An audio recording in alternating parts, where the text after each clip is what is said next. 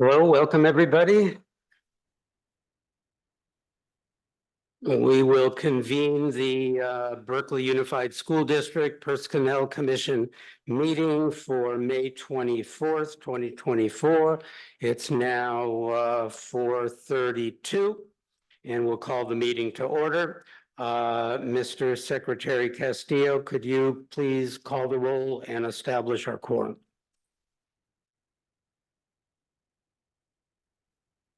Chairman Roeder, Here. Vice Chairman Carter, Here. and Commissioner Goldstein. Present. Okay. Everyone present. Everyone is present, so we have a quorum, and the next item is public comments. We have members of the public and employees of the district in our boardroom, and we also have a fair number of attendees via Zoom. So we have a 15-minute time limit for public comments. We don't generally keep track precisely of each person's time, but if you would limit your comments to a couple of minutes, 3 minutes at the most, I would say we should be able to squeeze everyone in. So at this time, first, we'll start with those in our boardroom. If anyone would like to make a public comment, please approach the rostrum and you can do so. Just if you would identify yourself, please. Good afternoon. My name is Joseph Baca. I'm the senior bus driver in transportation. I'd like to address item 9A. Approximately over 10 years ago, we had a similar situation. It was brought to the commission. At the time, 5 drivers at the time were asking for the higher step. At the time, it was looked over. There are a couple of questions that I'm sure this commission had the same things. Financial responsibility, yeah. There was a big financial responsibility because there were 5 drivers at the time. After that was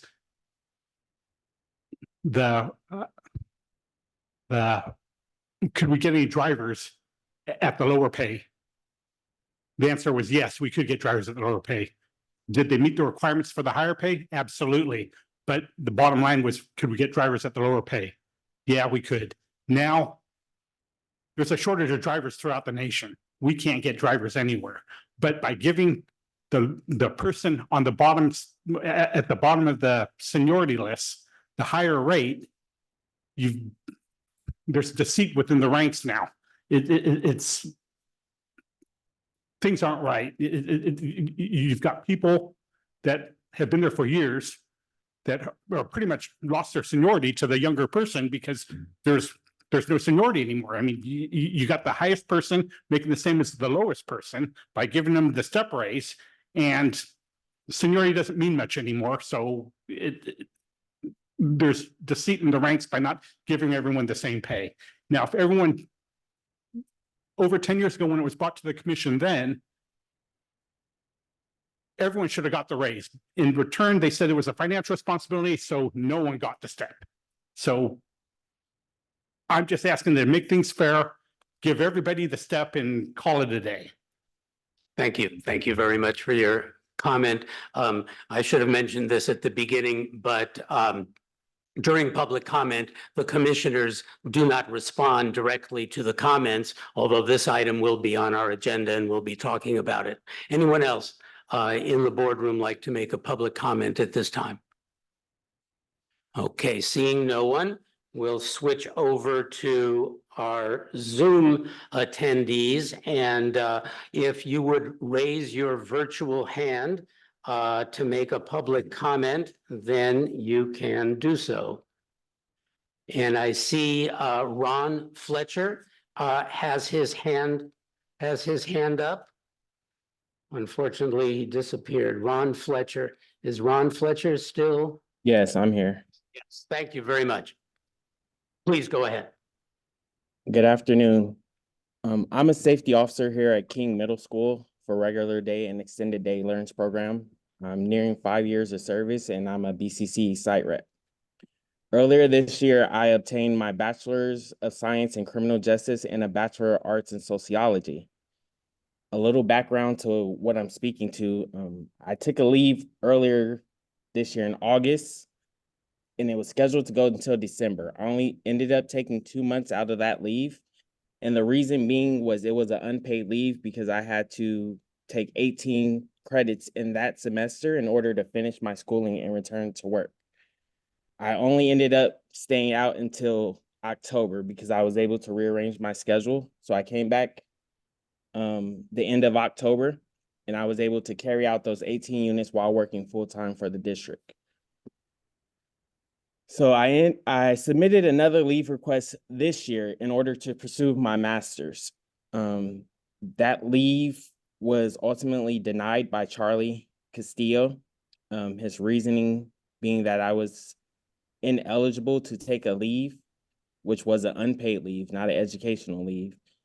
And the request would create operational issues, and he had to confer with Samantha Tobias Espinoza, who will ultimately make the final decision. So my issue is that per the union, the BCC contract, leave without compensation, 11.1.1, it states that any unpaid leave should be approved unless it's an unreasonable reason. And after speaking with Mr. Castillo, pretty much furthering my education and achieving my master's degree was an unreasonable reason. I was pursuing my master's degree in order to become a school counselor or therapist for the district to better the services that are offered to our community and our children. And my other issue with it being a classified matter with classified personnel, it was referred to a non-classified management to advise for the ultimate decision in the decision-making for that. Mr. Castillo signed off on the first leave, but he refused to sign off on this one, and I'm not understanding it. So hopefully me bringing this forward will allow for our future classified members not to have to endure the same injustice or having their dreams of achieving their higher education crushed, because at this point, I'm no longer to achieve my master's while working with the district. Okay, thank you. Thank you very much, Mr. Fletcher. Let's see, I also see Denise Diggs-Ray, who has her hand up. You can feel free to begin your comment at this time, Ms. Diggs-Ray. Thank you. Mr. Fletcher, I would like to remind you to put this specific item on the agenda for the Personnel Commission so they can look into it and speak to it, because public comments, they do not have to make a recommendation or anything else, but once it's on their agenda, they need to look into it and make a formal response. And that's what you need, because there's too many employees that may be going through what you're going through. So please put it on the formal request or agenda item for the PC so they can look into it and respond accordingly. The other thing I wanted to say is, this is in regards to the classification and compensation study. And I just want to remind the PC that there's a reason that a lot of people didn't want to participate in it. I participated. However, when I participated in the beginning, there have been a lot of additional duties that have been added, and you may not want to call them additional duties. They're the same duties, but whereas I was doing the duties for maybe 3 staff people, there have been and will be 3 other staff people, as well as another department or office or whatever you want to call it, that my supervisor and I will be responsible for. So what I put on the questionnaire in the very beginning for this CompClass study is irrelevant now, because there's so much more that I am doing. And that's something I would like to put on the PC agenda as well, to look at not only me, I'm sure there's a whole lot of other people that are doing it. And that's the reason why half of the BCCE members didn't want to fill out this questionnaire because they knew once they filled it out, something else would be added to it. And that's unfortunate. I really believed in the comp study. I was in it before and understood things happen, but I was really hoping that this one would work out. But since it's, as Samantha said, the district is paying for it, they don't have to include the union. So it doesn't matter who they selected. That consultant may not responded and did not respond effectively to union members. Specifically, I'm speaking of one person I'm aware of, Roger Caraway. He said he submitted something to the consultants. They never got back to him in regards to that. So I want it documented for future reference. Hopefully the PC and the district can work together with the unions in getting a consultant so that these problems do not happen again. Thank you. Thank you, Ms. Diggs-Ray. Any other comments, either from the boardroom or from Zoom? I don't see anyone. No, okay. Then we will close the public comment period and go on to the approval and adoption of our agenda. Any suggested changes to our agenda? Don't see any. Is there a motion to approve and adopt our agenda? A motion to approve and adopt. And I'll second. Moved and seconded to approve and adopt the agenda. I agree with that, so that passes unanimously. Our next item is the approval of the minutes of the April 29th, 2024 regular meeting minutes. If everyone has had a chance to take a look at those meeting minutes, are there any changes to those? None for me. None for me. Seeing none, then I will move to approve the meeting minutes of April 29th, 2024. And I'll second. Been seconded. Mr. Carter, would you agree with that? I do. I third. Okay, so the meeting minutes of April 29th, 2024 are approved and adopted unanimously. Next item is our reports. And the first report is that of the union. Is there a representative of the union? I see Mildred Sherriz walking up to the podium. Good afternoon. I'm gonna make this really brief. I know everybody wants to get this going, and as you guys all know, I'm very honest. And I'm gonna say what I have to say. I've been here for, come on, Charlie, say it with me, 30 years. So I have to be honest, but I just want to give some feedback about the classification. I mean, not the classification, the classified appreciation yesterday. I'm so sorry that you, that Commissioner Izzy and Commissioner Heidi, that you guys weren't able to make it, but I just must say that Charlie did a wonderful job. I was extremely proud of him. He had the humor. He involved people. The staff was great. They welcomed people as they were coming in. Everybody was smiling. And it really feels good to just get up here and give some positive feedback. I know every time I come up here, you think I'm gonna say something negative. Well, today I'm not gonna give a negative feedback unless I have to with something that's said later. However, no, right now, I'm gonna keep it real, and I am gonna tell you guys that the commission did a really good job with yesterday and making people that have given their time and dedication to BUSD. They did a really good job, and we do appreciate the words that were spoken by Commissioner Carter. We was glad that, one of the commissioners made it, because we do know that you guys are all usually there and you shake classified hand, but we appreciate the words that you gave, and we appreciate you, Charlie, because you did an awesome job. And we just left there really feeling good and talking about it later on. I was like, damn, Charlie did a really good job. And I felt like texting him. Then I said, you know what? I'm not going to. I'm going to come here today and say, to his supervisors that, guess what, you guys, I have something positive to say about Charlie. He did a good job. And he did like a roasting kind of thing, even though he roasted himself. And then, it was good. It was awesome. So I'm really, sorry that you guys missed it, but I just wanted to share that and just for anybody else that wasn't able to make it, that we had a really good, the food was good, the music was good, the entertainment, Sarah, Aaron, Brian, Olga, I have to give a shout out to all of them because they just did a really good job. And I just wanted to share that. Thank you. Thank you very much, Mildred.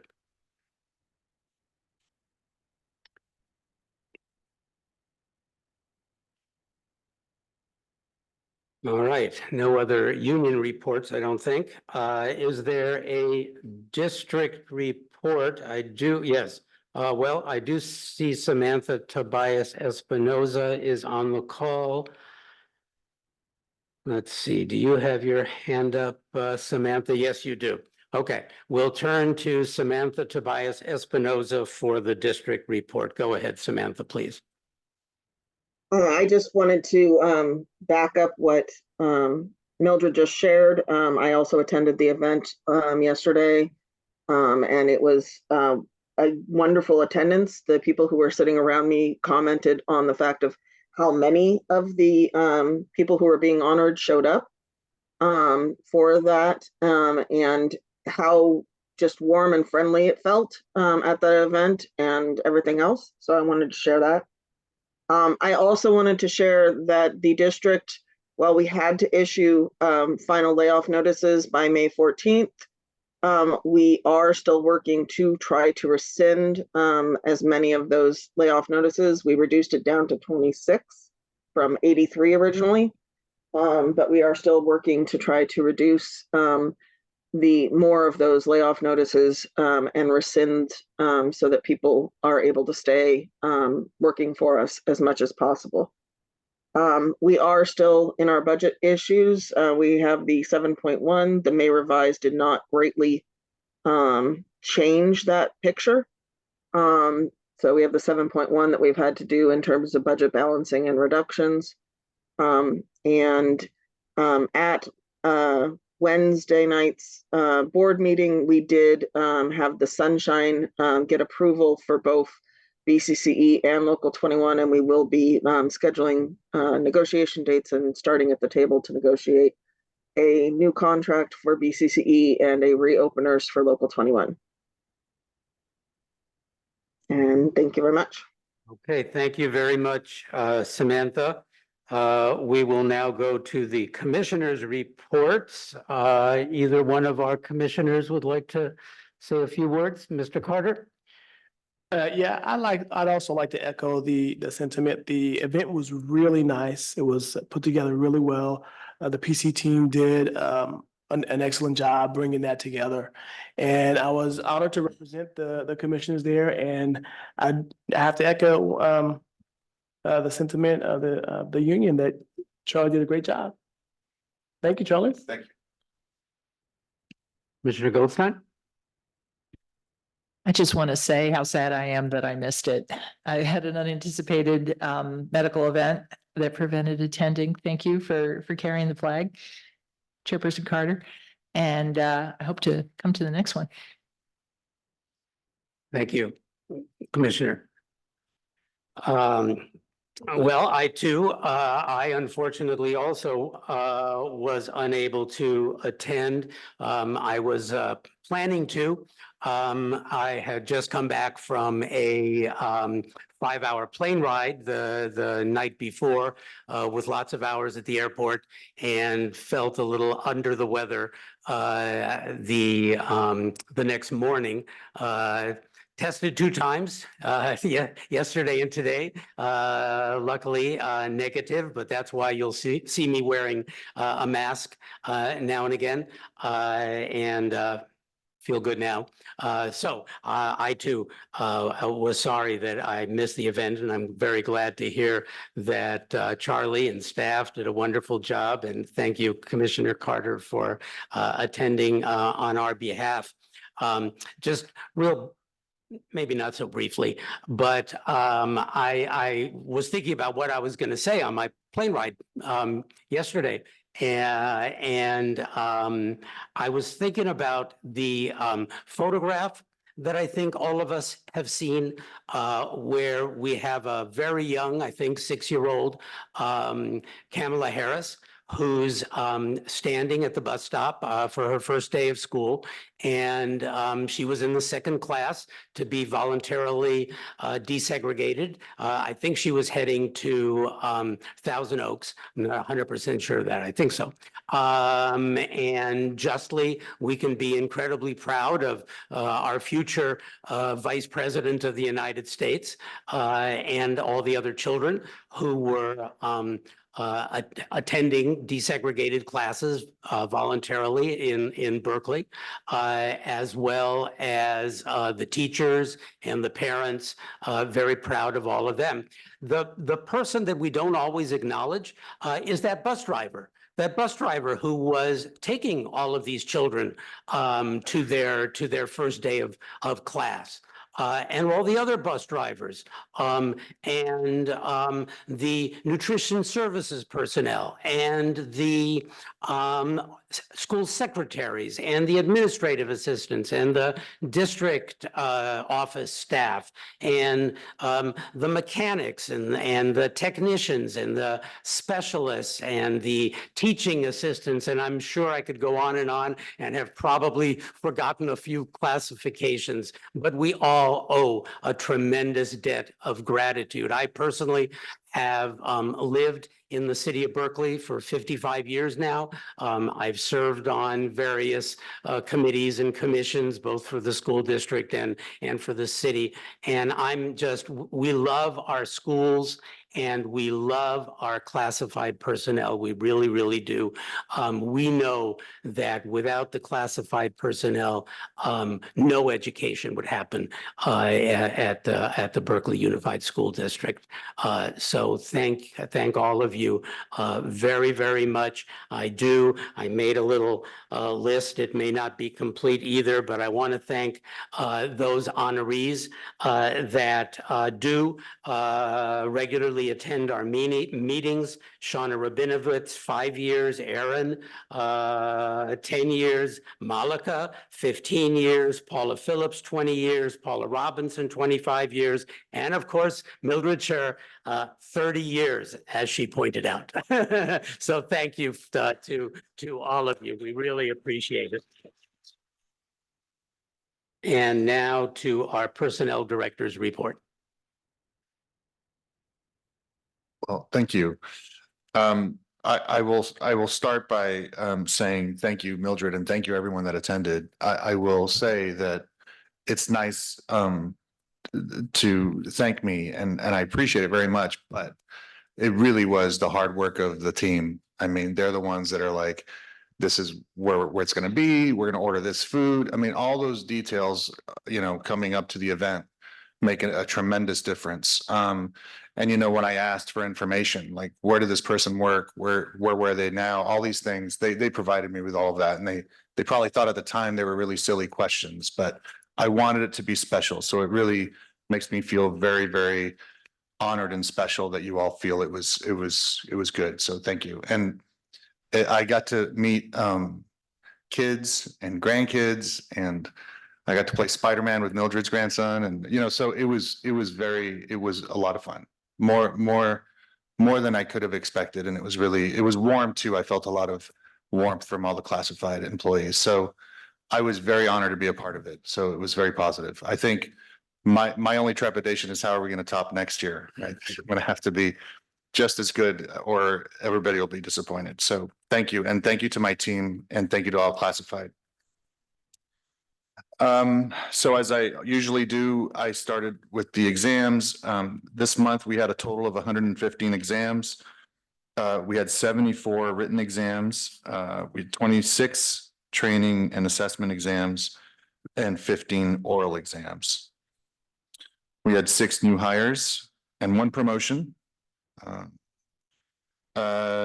Moving on to the less good news, I know Samantha Tobias Espinosa is working very, very hard with the board to do whatever they can do to salvage a lot of the jobs. But I will say to all of you that I have tremendous respect for the classified employees, and especially the ones that I've been talking to lately, that they're losing their jobs. Obviously, these have all been very emotional conversations. They've been difficult to me, but it pales in comparison to what they're going through, obviously. But everybody has been very positive. We've been very forward thinking. We've been very solution oriented. I did want to thank some of the union reps that have attended the meetings. They've been very helpful. But this is, I'm not going to lie, this is a hard time for a lot of folks who are just going to lose their jobs. So I don't want to lose sight of that. I'm hoping that we can work with Samantha to try to continue to try to find some solutions for them. But it is a hard time, and I'm hoping that moving forward, we can partner with the district to think of ways to not be here again, hopefully. But I am positive. I am forward thinking. I have a lot of faith in Samantha, and I have to believe the board will do the right thing at the end of the day and salvage all of these jobs, hopefully, or at least most of them.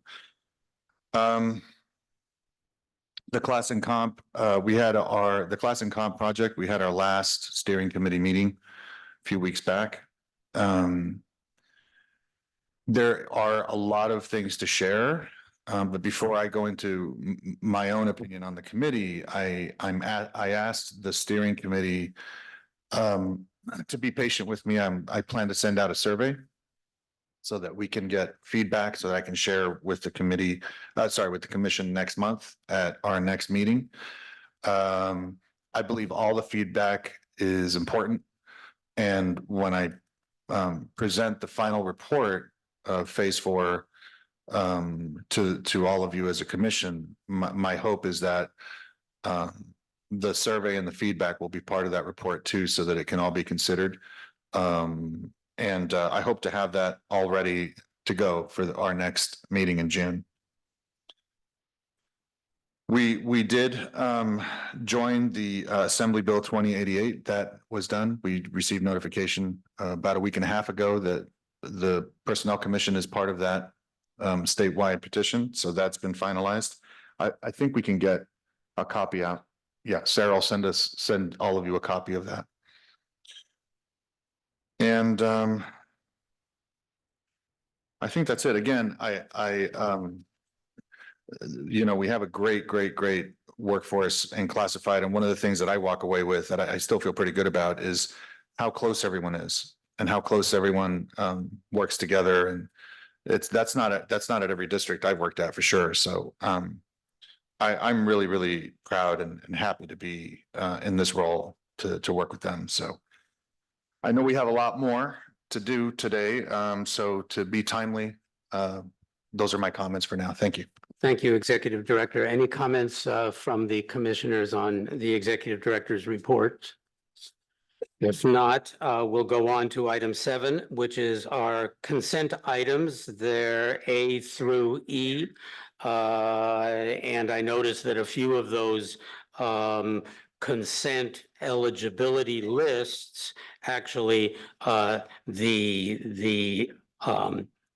some of the individuals may have already been hired. So are there any questions about the eligibility lists or comments about them?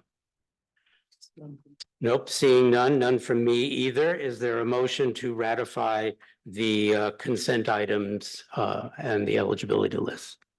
A motion to ratify. It's been moved And I'll second. and seconded. I agree. Consent items A through E have been ratified unanimously. Now we go on to our conference items. These are items that we do take action on. The first is a step advance request for T. Franklin, which is attachment A, and I think it's pages 13 through 21. Mr. Castillo, could you present this, please? Yes, thank you, Chairman. So before I present what is 2 advance requests tonight, I wanted just my own thoughts on this, on the step advances in general. One thing is I'm recommending that the next meeting, we have a rubric conversation, a conversation on moving forward what are the jobs that we are going to consider. I say this with some reservation because I think we are in a position where we're doing the step advances in a time where there's folks being laid off. That's the first thing. The second thing I think that we should be considering is limiting the amount of possibly the outlining the job descriptions that would meet the recruitment criteria. So I would just propose that for the next meeting, and I'm going to try to put this on the agenda for the next meeting, that we have a conference item as a commission to discuss the future of advanced steps for the coming year, and at least agree to how we're going to modify the rules around it. Because I know that we're still working on the Chairman Roeder is still working on the merit rule revision, but also be very specific as to possibly outlining the jobs that we have identified through the data from my team as to these are the recruitment areas that we need, so that we're not in a place here again where we're meeting situations where folks wanted to get the step advance and they were either missed or they weren't considered. So just food for thought. But this is an existing rule. So we are going to cover today two requests. The first is Tarika Franklin. She has requested to be placed at step 3. And again, just to review the information or the rubric that we use, we look at education, but we look at education as part of the I'm Terica Franklin. oh, hi. Nice to meet you. Nice to meet you, Charlie. Nice to meet you. Just to review this, because I know Vice Chairman Carter has asked me to make sure I reemphasize the rubric. We consider the degree as a step. We consider the years of experience as a step. And when we look at the years of experience, obviously we want the experience to be relative to the job. So that's always the criteria. The last piece of criteria is it a shortage area? Is it an area of recruitment that we need? So given that that's the criteria we use, my write-up is pretty self-explanatory, but I definitely am supporting the request for a step 3 for Tarika. Thank you. Thank you, Mr. Castillo. And I see Ms. Franklin is at the podium as well as Ms. Scher. So please go ahead. I want to thank the commission for allowing me to speak today, and thank you for accepting my request, Charlie. I look forward to working for Berkeley Unified School District, and I appreciate you all for your time. Thank you. Thank you so much. Okay, discussion by the commissioners. Yes, Mr. Carter, please go ahead. So the step advance increases are our matrix and our rules, the way we decide is troubling to me. It's just not clear. It's just not clear when we decide when we recommend a step 2 or step 3 or step 4. We have a rough outline based on education, experience, maybe some similar experience at their previous job, but we don't have a clear matrix. So the union and the classified members know when and why they would even qualify for a step increase or step increase request. And so it has a tone of being subjective as to why we would suggest any step increase at all.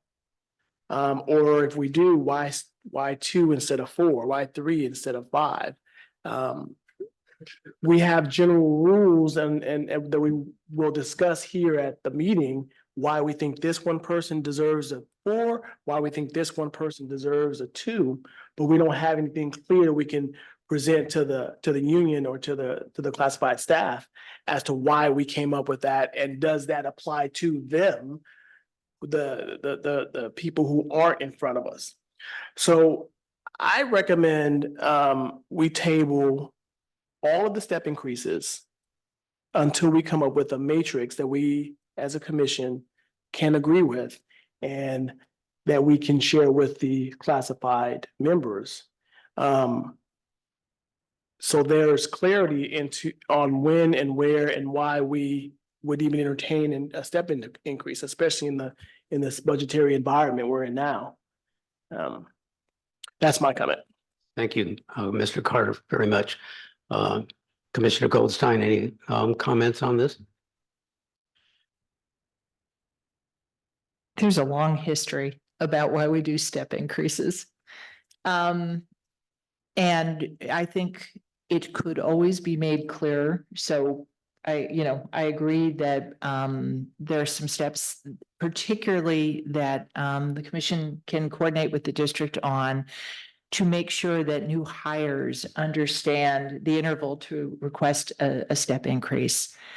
The decision to understand what counts as relevant experience that might contribute to a step increase. There are a lot of ways that something like that can appear. In union contracts, they will often say, for example, somebody who has worked at least 60% of an academic year in exactly the same role, and we don't consider anything else. There's a more generous range that we do here, which is we leave to our executive director, who has pretty extensive HR experience, to make that assessment on our behalf. The reason we have so many step increases at BUSD is because the last class and comp study that was completed was, I guess it started in 2012. The final implementation of a number of the positions actually happened in 2016. So we are many years behind a rigorous study. And as a matter of equity, one of the things that was discussed at the commission at that time was, well, okay, we're 5 years beyond that. If we don't have a class and comp study, probably our best strategy, until we have another one, is to entertain one by each advanced step placements, so that we are able to do something. So it's not systemic, it's not the best approach in the world, but I think it's important. And I think it's important that we continue to do these until we have the final readout of the updated class and comp study. We heard earlier from a speaker at public comment about the disruption in the ranks of the bus drivers when we gave an advanced step placement. This is exactly the sort of thing that once you do a class and comp study and you come to closure on what you think, appropriate pay rates are, these are the kind of corrections that you can make. So again, it's not a perfect system, but as a matter of equity, I think we need to continue to do it. And I think this particular one that is in front of us right now looks reasonable. Thank you, Commissioner Goldstein. And I have to agree with your comments, all of them on this subject.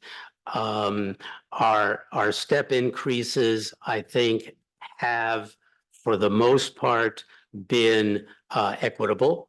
That again, I do agree with Vice Chairperson Carter that improvements in the matrix and more specificity is a good thing, and especially being able to communicate that specificity to the classified employees and to their union representatives is also a very good thing. I have felt for a while, and I think I've expressed it, that one of the things that I believe is unfair is that we don't let, or the district doesn't notify new hires of their right to request a step increase when they are hired. We have had too many union members, too many employees come before the commission and say, nobody told me that I was entitled to a step increase. And I don't think that's right. We have said in the past that, well, the union could notify employees, and that would be fine if the union did so, but I don't think it's the union's responsibility. I think it's the hiring manager's responsibility that in the letter that the hiring manager sends to the employee, that there is some, maybe the section that is in our merit rules could be quoted and with an indication of how long they have to apply and what the steps are to apply. So I think that would be very, very an important improvement, and I'd like to see that.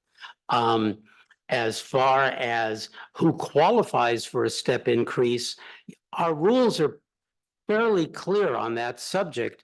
It is for difficult to recruit positions. It's not every position. It's not even most positions.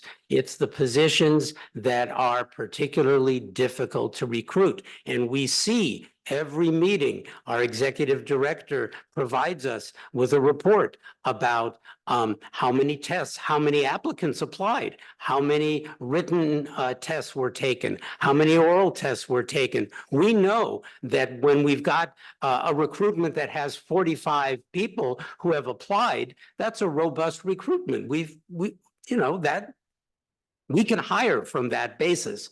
Whereas if only 2, which I can see is pretty much at every meeting, the bus drivers and the nutrition services people, when there's that so few, that's a difficult to recruit position. And I agree with Commissioner Goldstein that hopefully when this class and comp study finally gets completed, and I too have reservations about the job that the consultant has done on this, and it's going to be incumbent on us probably to pick up some of that weight. At any rate, when especially the compensation part of it is provided, and the union and the district can sit down and negotiate where there are salaries that are obviously at least below the median,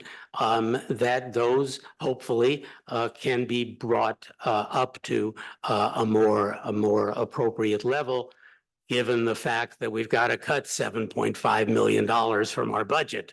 I mean, unfortunately, we have 2 very competing interests at stake here.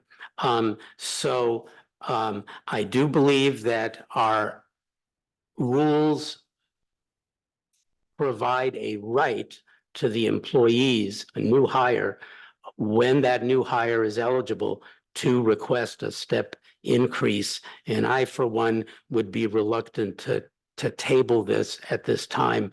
I feel that if an employee has a right and they've requested our review, as Commissioner Goldstein says, even if it's not perfect, we should do the best we can, as we have been doing. So those are my comments on this subject. I don't know if the union or anyone else wants to speak to this. Let me take a look at our Zoom screen. It looks like we've got Malika and Denise. Denise was first. Yes, I see that. Thank you. Denise Diggs-Ray, please put down your hand and go ahead and address this subject. Okay, I agree with Commissioner Carter, because it seems like what's happening and many of the members are getting frustrated with is that people that are coming in, they're getting that step increase, which is fairly easy. But people that have been here, our members that have been here for a while, in order for them to get reclassed to that upper step, and they may have been here longer and have just as much experience and education as new people are coming in, it's harder for them to get that. And that's unfair. Members, people that have been employed for a long period of time, need to be given the same consideration as new hires. And that is not what is happening. And even with the comp class study, it takes so many years for that to happen. But you don't know what is going on with the member that has gone through the process, has increased their experience. Well, their experience has increased because they've been here long. Besides the fact of the educational experience, that it's not, it doesn't seem like it's an even scale. People that are coming in, you're quick to, yeah, let's reclass. People that have been here and are trying to be reclassed, they have a whole different process that they have to go to. And it's not fair. It's just not fair.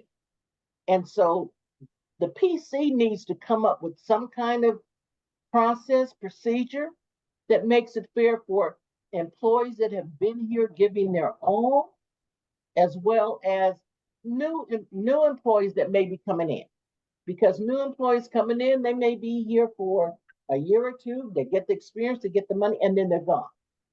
But people that have been here, like at the recognition, 20 or 30 years, they may not know the process of what to do in order to be reclassed. And even if they do know the process, it's so much harder than it is for new employees. And that is just totally unfair.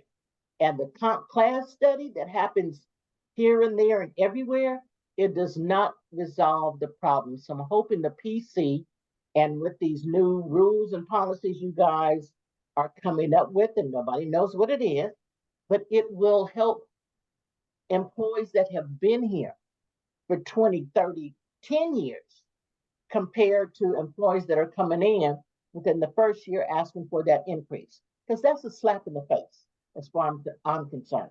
You know, I've been here 10 years doing this one position, let's say bus driver. Somebody comes in 1 year and they have this extra experience that you guys are looking at. But in order for me as a permanent employee bus driver, I have to produce all this other stuff. It's just not fair. And I hope the PC takes time to look at their rules and regulations, because we definitely don't know what the policies and things you have upgraded. But I hope that's something that you have included in there. You need to be able to tell employees that have been here a long time, we value you, we appreciate you. You don't have to go through as much as new employees. New employees come in, they produce documentation, that's fine. But employees that have been here have been, and they may not know what they need to produce in order to be reclassified. That's not being given out. Yeah, the union knows, but the PC needs to tell employees as well. So I hope you guys will really consider that. And I understand that may be something I will need to put on an agenda item for you to consider. But even just right now, that's something that needs to be considered. And I hope you guys will consider it. Thank you very much, Ms. Diggs-Ray. Appreciate that comment. And I see Malika Upshur has her hand up as well. Yes, hi everyone. I just wanted to confirm that the instructions as well as the merit rule regarding the step advance request has been added to the new hire orientation documentation so that each new hire will receive it once they're hired. So that is something that HR has done to hopefully rectify the issue of new hires not knowing about the process. Good. That's good news, and I'm very happy to hear that.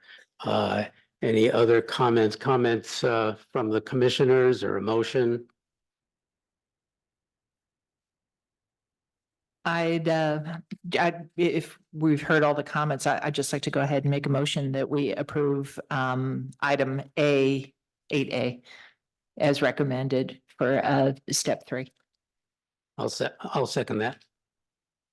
I'm going to abstain at this time. Okay, the vote is 2 in favor and 1 abstention. So the request for a advanced step placement to step 3 has been approved. And now we will go on to another step advance request. I apologize if I mispronounce the name, to R. Iniguez. Mr. Castillo? Thank you, Chairman Roder. Iniguez is right. That was good. I actually spoke to Raina. We talked for a while. And when someone is interested in talking to me about my rationale and trying to get more information from them, we talked, I'd say for about a half hour. What I communicated to Raina is that the school admin 2 is no longer what I would consider one of those positions that's a recruitment need. We get a lot of applicants now. Well, a lot's a relative term. A better way to say it is we have a competitive process when we post for the school admin 2. So for me, in terms of making my recommendation, putting aside recommendations, because again, the recruitment criteria is one that as soon as we can evaluate, and I can evaluate with my team, and the question I always ask is this a difficult recruitment? And the answer I get is no, it's not a difficult one. Then, initially, I will try to reach out to the employee if I'm going to say no or recommend no. That said, Reina is bilingual Spanish. She is working at a school where it's needed. Obviously, here in Berkeley, we could probably say we need it everywhere. And she has the degree. So although I'm not going to recommend the step that she requested, which was step 5. Sorry, step 4. I'm trying to find Reina's letter here. Forgive me.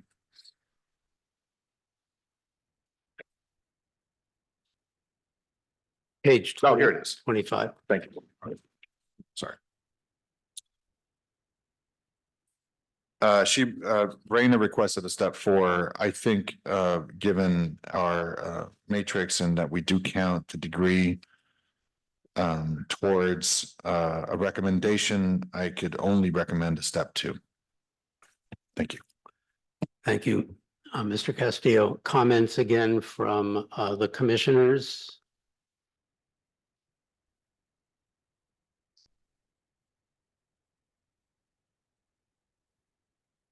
So the thing I think I have that I'd like to focus on here is the high need, difficult recruitment question. And to try to clarify for folks that the role of the Personnel Commission has limits in terms of its ability to equilibrate on, breaks in the curve and dissonance in how overall classified staff are compensated. That's why we do a class and comp study. I won't go into a dissertation now about why it has to be different for existing staff versus new hires. But there are many reasons, least of which is how the market pays is such a strong determinant when you are trying to hire against other school districts and other employers. And year to year, that changes, right? When tech explodes and they're out of money, it's a lot easier for us to hire, right? When tech is doing well and all they want is a warm body with a beating heart, it becomes very difficult for us to hire. And we've got to manage, within that range. So in this one, what I would focus on here is to say, the role is the role. And it's not especially difficult to recruit for. And for an employee who outgrows the role, I get it. And the thing to do when someone outgrows the role is move to a different role, that has more challenge in terms of the work, that has better remuneration, whatever it is that you're looking for, when you've outgrown the role, that's really the way to do it. What I note here also is clearly our executive director, this is lukewarm, that you might consider. So I appreciate the bilingual. Unfortunately, I don't know if this role has a requirement for bilingual at Longfellow. Okay. It's not required. Right, because the district actually will pay extra, right, for a role that requires, okay, okay. So I'm inclined actually to not entertain this at all or to deny. Thank you, Commissioner Goldstein. Mr. Carter, comments? Yeah, this is for these questions are for Charlie.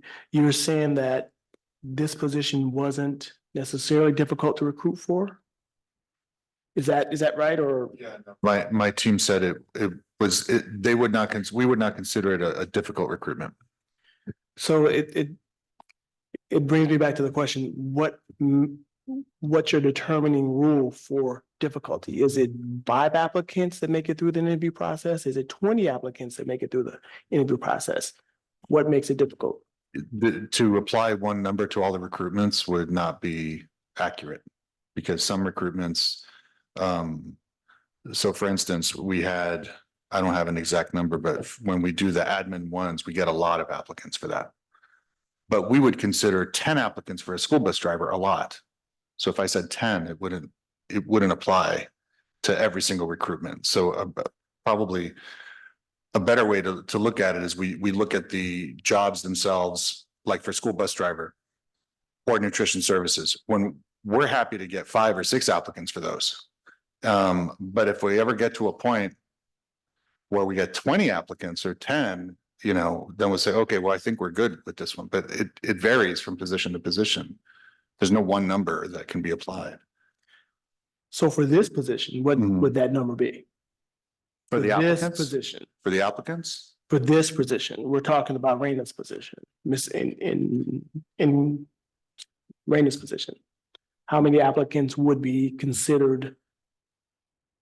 I don't have an answer for that. I asked my team if it was a difficult recruitment. They said it was not.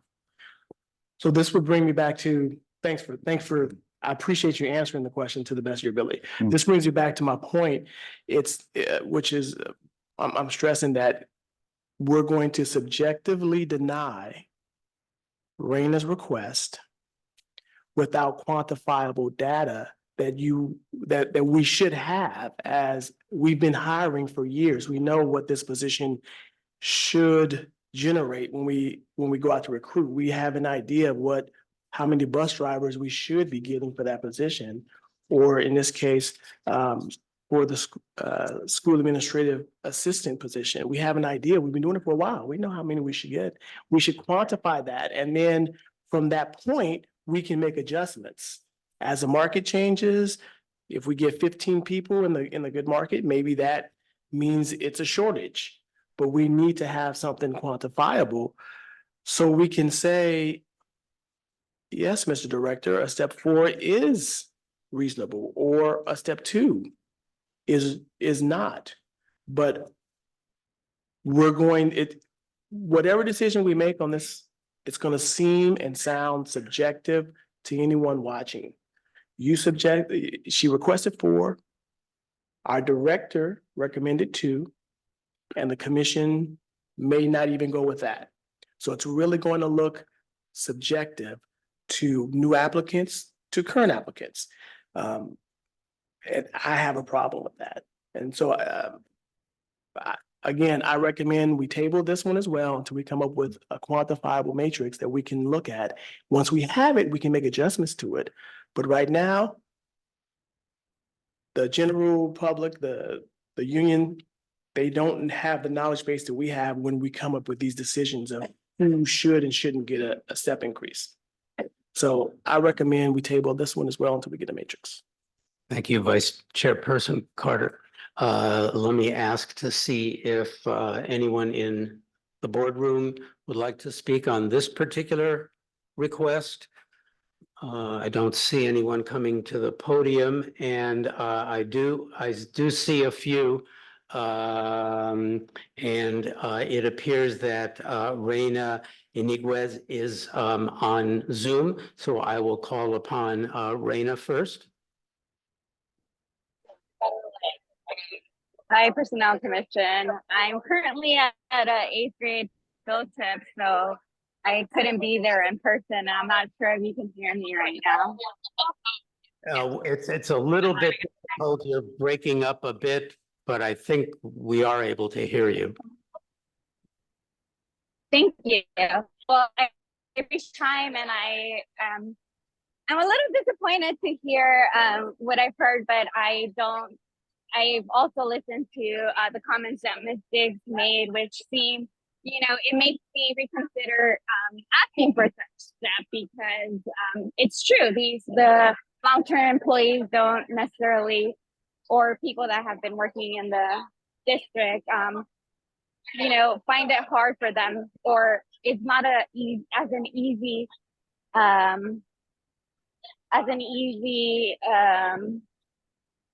I guess, process to actually increase their step or get reclassified. One of the things that I do want to point out that there was 2 people in my list when I got hired.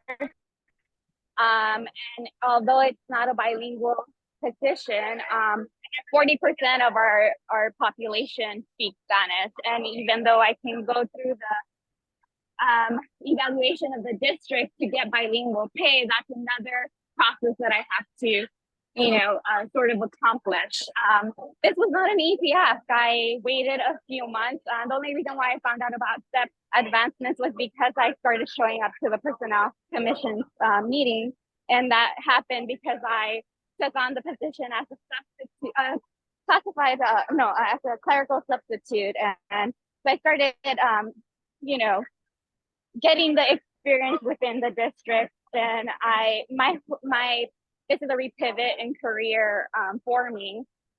As you have noticed, I don't have that much experience as in the last 2 years because I went back to school. I got a BA during the pandemic, and asking for a step increase is never easy on an employee. You're examined in every single way. But I really do think that I understand. Sorry, I'm still in that field trip, so I have students talking to me at the moment, and I'm trying to gather my thoughts as best as I can. But at the end of the day, I thank all of you. I'm really, I'm a person that takes pride in their work. I am about to accomplish my probation, my 6 months of probation, and become permanent. And this is the reason why I waited, and this is why I've decided to do it, because as you, for the past almost year, as a whole commission, have been talking about, the retention of your employees and paying them a competitive salary compared to their sisters, the sister district. And that's what I'm asking for. This might not be a highly a hard to fill or find candidate, but it seems that this particular position was opened a year ago, was not able to fill, and then they had to reopen the list. That's my understanding of, a hard position to fill. And if there's more candidates, then I understand that, but it wasn't, and I feel that I'm qualified. But if you're sitting there and you, as evaluators, don't believe in my experience, then I guess I understand. Thank you for your time. Thank you. Thank you very much, Ms. Iniguez, for your input. And I think I saw Denise Diggs-Ray had a comment to make. If you could keep your comment fairly restricted to this, I would appreciate that. We do have a time limit on this meeting, but thank you. Go ahead, Ms. Diggs-Ray. Yes, no problem. Again, I point out to the fact that the PC doesn't seem interested in retaining people. It's more interested in getting new people. And when you guys get a request for an advancement placement, my suggestion is you look at the list that is previously in place to see how long it's been there, if the other people on the list have declined, because you're saying it's not hard to hire, but it is in certain cases. Bus driver is a lot harder to hire than an admin assistant, and especially an admin assistant at a middle school. But an admin assistant at a middle school, less long she has bilingual skills is really hard to hire. So when you guys look at the request for placement, advanced placement, you need to look at the eligibility list that has been in place, seen how long it's been in place, and help that to determine, is this something that we need to do? How do we need to do it? When do we need to do it? Because there's a lot of positions that are hard to hire, even though not like the nutrition, bus driver, school safety officer, and their positions are very vital to the district. Thank you. Thank you, Ms. Dix-Ray, very much. Chairman Ruder, if I may, Yes, I have specific numbers for Vice Chair Carter. Aaron sent them to me while you were asking me the question. So I have, yeah, they're great. They can come up with this pretty quickly. 38 applications, and there were 6 people on the list, but there were 2 people that were retained from the list. So there was a total of 8. Sorry, there were 6 people on the list. Sorry, yeah, that's right. 6 people on the final list and 38 applicants.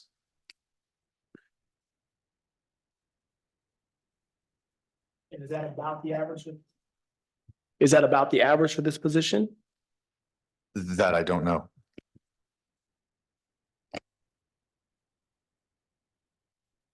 Ms. Sherrick, go ahead. Yes, sir, thank you. I just want to say, and just listening to everything that's being said, coming from the union standpoint, that we agree with Mr. Carter in having just clear guidelines of, how we're going to make these decisions. It just makes sense. It's kind of like all over the place. And so just listening, to what Mr. Carter is saying, that the union agrees with him. Thank you. Thank you. I'll make my comments.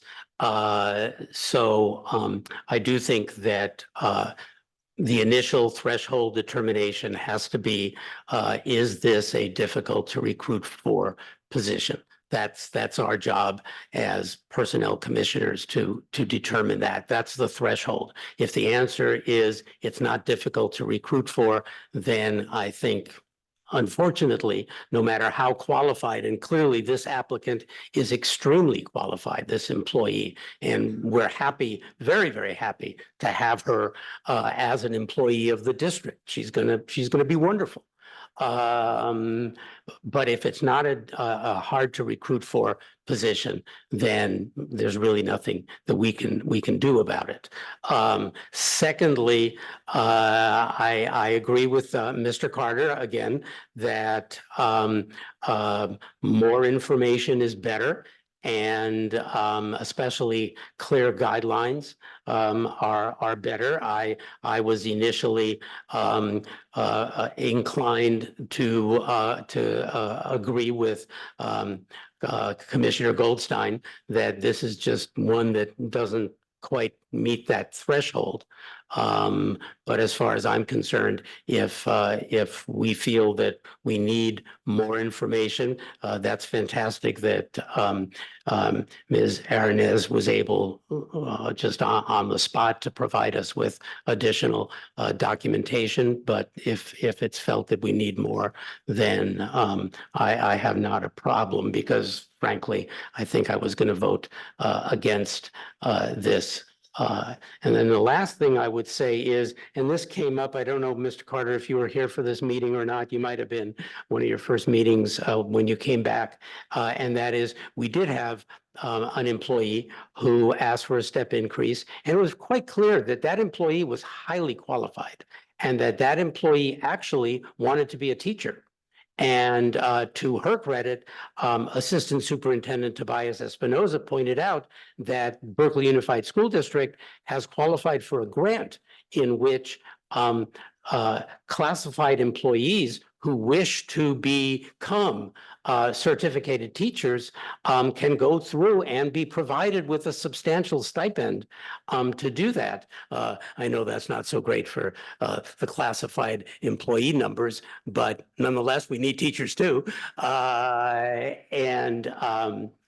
So I don't know if Ms. Reyna if Reyna is interested in going in that direction. But if she is, I would just point out that she could contact Assistant Superintendent Tobias Espinoza, for information about the program to become a teacher from the classified service. So those are my comments. If, I don't know, if Commissioner Goldstein would like to consider deferring this until more information on the recruitment difficulty is provided, I'd be okay with that. I think that we agree we're going to defer on this, and I think probably across the three of us, we all have different reasons why. I just want to take a quick opportunity to clarify some things here. And one is to correct a perception of subjectivity. Okay. We have rules. And I think generally our executive director speaks to those rules when he describes what he wants to do in, against a particular recommendation. And he does that here. He talks about the fact that the employee has a BA in English. However, it's far and above minimum quals, for the position. That's something very concrete. That's not a perception. That's not a subjectivity. That's a real thing. The question of what constitutes a difficult recruitment, I will caution this body here not to anchor too carefully on numbers, because those numbers are a moving target. And if you set a number, you're going to spend a lot of time adjusting it, because as the economic cycle plays out, those numbers change. And I know this, from decades plus doing HR work myself.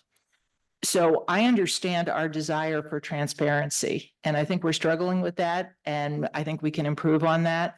But let's not fall into the easy and ineffective approach of saying, well, we have a target number and are we above or below it? Because I don't think that's a useful way to approach this. The last thing I'd like to say, maybe before we go ahead and vote on this, is just to remind everyone that when we talk about step increases, this is a CBA negotiated construct. Okay. It rewards tenure. And, I'm not saying that's good or bad. I'm just saying that's what we have here. Okay. New hires have different considerations. And again, it's the market. Am I competing against Google? Am I competing against Albany Unified? Who am I competing against? So these are two very different systems for two very different approaches. And it's why we don't apply one system to everyone. We'd be calibrating it constantly. And, when you talk about budget responsibility as a district, that's a killer right there. So just a reminder that right now, the way the CBA reads, it rewards tenure by way of these step increases. And the way the PC rules are written, it is meant to attract and retain. There's only so much retention we can do when you have a step increase that's 5% for each step to reward tenure. So, the two entities have to work together. We don't control the CBA. That's something that is totally within the purview of the union and maybe needs to change.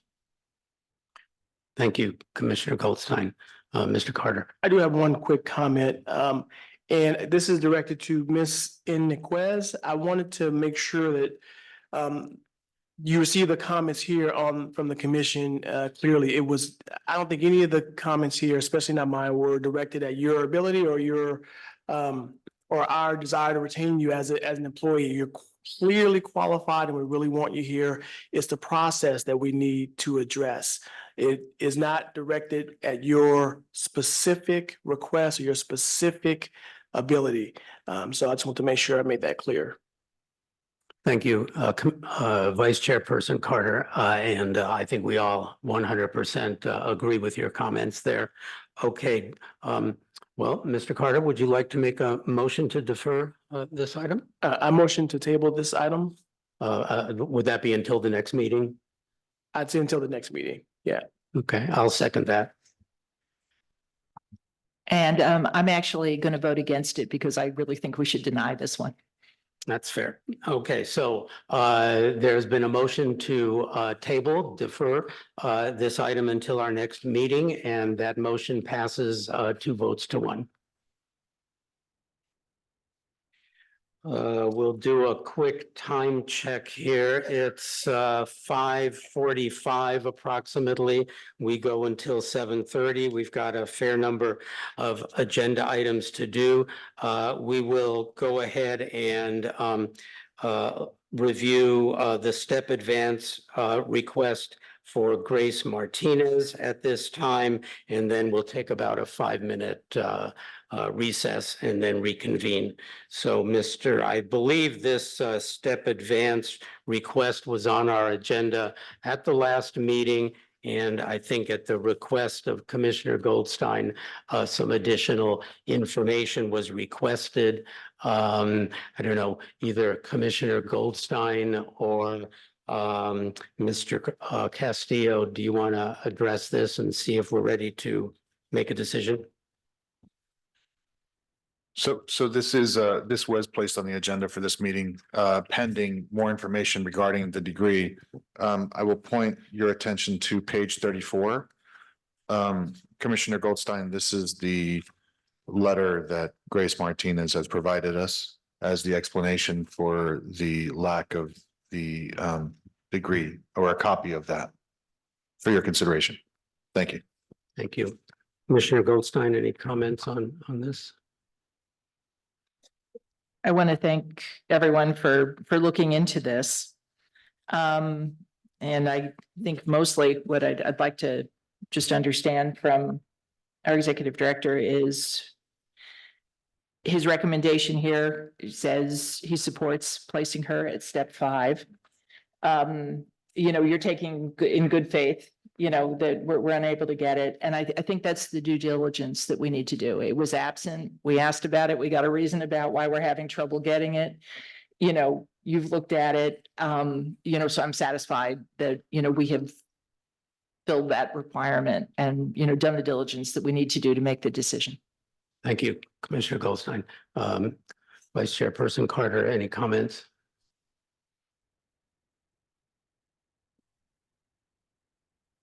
My feelings remain the same on the step increases. I am painfully clear how difficult it is to recruit for this position. So I'm definitely aware of that, and I don't want this to be perceived as a denial of the request, but I think clarity is paramount. I think we need more clarity in granting a step 5, because the same rules should be used for granting step 5 as it is for granting step 2. I'm on the commission and I'm not clear about how we get. I see why the step increase is needed for this position. I'm not sure how we went from step 1 to step 5, even with the information provided. So I would also recommend we table this until we get more clarity, not denying it, but definitely table it until we get more clarity. Thank you, Mr. Carter. Executive Director Castillo, would you like to just go over on this particular one, your reasoning for step 5? Yeah. I don't have anything to add from last time, but I can go through it again. Please.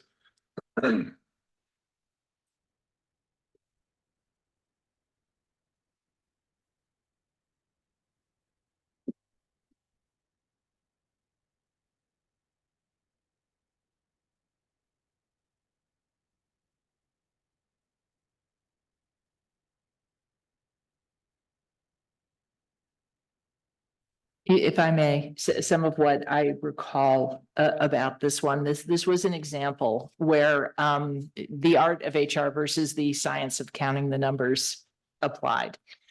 If you looked at the resume here and said, okay, how many years do you have doing SPED at a school district similar to ours?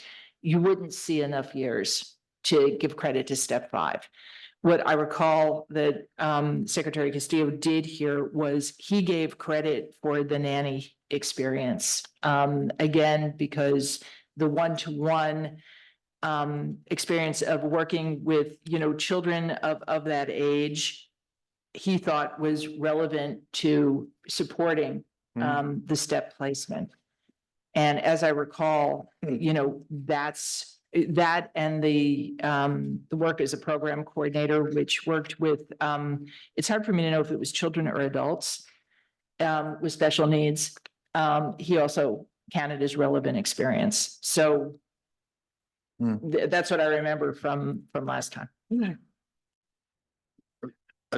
Thank you, Commissioner. That is, I would point also, thank you. I would point also to provide in-home care, daily community activities for the program coordinator position, Contra Costa Park, Martinez, California.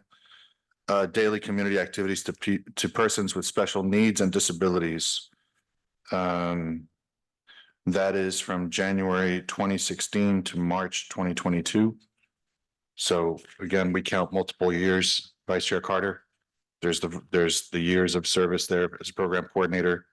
There's the nexus of special needs, disability experience, and it's tied to the position that she's applying for. So we use the years of experience, the degree that which now she's explained. So that's 5 steps. So again, there's. And before you comment, I just want to make it complete. I would also, I would count on it, the certificate of completion that's on one of these pages, page 43, I think. Certificate of completion for a registered behavioral therapist, which is, very relevant to this position. I would also say she also has completed her AA degree. Finally, I would say we at the district, I think, have been trying to build our own in-house capacity for special education and not rely as much on outside agencies, on outside non-public schools, and really build as much as we possibly can our own capacity. And I know I serve on the audit committee. I know how expensive though seeking outside agencies and contractors are to the district for special education, and then how difficult it is at the same time to recruit for special education. So I, for one, am supportive because of all of those reasons for this request to step 5. And Mildred, I see you're at the podium. Yes, sir. You actually said one of the things I was going to say. First, I wanted to make a correction. And then I just wanted to briefly say that the correction I want to make is that step increases are not in BCCE CBA. So I want to make sure that everyone understands that, because that was something that was stated. It's not in our CBA. More importantly, the IA SPED is a very hard position to hire for. And we have constantly, union is constantly fighting with contractors doing our work. And that's something that, we're going back and forth on, negotiating for. And this position also, and I meant to say this at the last meeting, but we try not to have these long, the back and forth and things like that. You don't have to have a degree for this position. So that shouldn't even be a qualification on whether, that's going to be a choice in the decision if a step increase is going to happen or not. Again, I'm still going to say that one thing that I think that we are lacking, and I hope we can get back to, is going back to working on the merit rules, is because we need to just clean up processes and procedures. Our process and our procedures aren't clear. And, and I think that's where like a lot of these concerns and everything is coming from. It's just because it's just not clear. But it does say in our merit rules, right? When a position is hard to fill and so forth. So I can understand the concern with the other step increases, but I think that we need to look at processes and procedures to make it just clear. But for this position right here, I have to say, this position is very hard to fill. Thank you. Thank you, Ms. Sher. Well, if there's no other comments, I will move to approve this step increase for Grace Martinez to step 5. I'll second. It's been seconded. And given the difficulty of this position, I will go ahead and approve it as well. I think we need this position. Thank you. Okay, the step increase for Grace Martinez to step 5 has been approved unanimously, and we'll take about a 5-minute recess. Okay, we will reconvene our meeting. It is now 6:04, and we are on agenda item 8D, which is the reclassification of school administrative assistant, ECE, to school administrative assistant 2, attachment D. So, Mr. Castillo, I think we're all pretty familiar with this, but if you could update us, that would be appreciated. Of course, just for a matter of record, and Vice Chair Carter wasn't here when this started, so for his benefit as well. Right around the time that we, what was the exact date? I think we had a date. Was it November 22? Yeah, so in October, November of 22, earlier than that, I want to say the summer of 22, there was a request jointly with the union and with the principal at the time, if there would be the ability to reclassify all 4 positions at the same time. In that process, there were 2 employees who submitted the paperwork, and there were 2 that did not.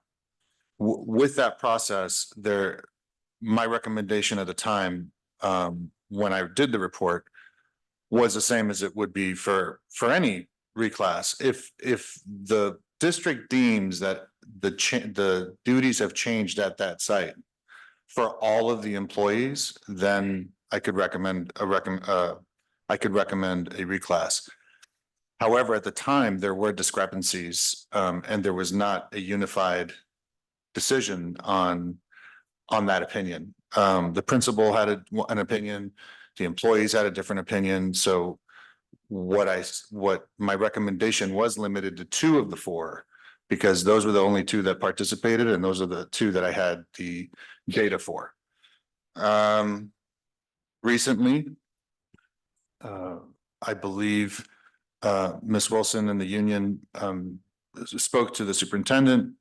Superintendent spoke and looked at in response, several responses, but the response germane to this topic, her recommendation, and I quoted her down there, after reading the notes from our meeting from 2022, she, the superintendent, is recommending that all of the positions at the children's centers be reclassified. So she's making a recommendation to the commission to consider that all of the school administrative ECE positions be converted to school admin assistant 2 positions.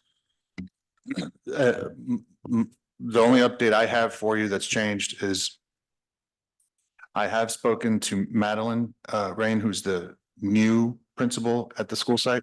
It was Maria Corredo when we did this in 2022, but there's a new principal now, Vice Chair Carter. And it's my understanding that since this communication went out to Ms. Wilson and the principal have talked about this, and it's my understanding that they're working very well and very cooperatively on what the needs are in regards to what the site needs are. So what the report I'm getting from the principal is that there's already been communication that these are the needs, and the needs are aligned with the school administrative 2. Okay. So that's what I have. Right, thank you. Thank you very much. Okay, now we'll see if any of the public or union or anyone else wants to address this. As I say, I think we are all quite familiar with this situation. If there's anyone on Zoom, I don't see any hands up on Zoom. I see Mildred has approached the podium. Please go ahead. I'm not going to be long. I just want to also just add that Charlie did ask for some information that, regarding just the duties.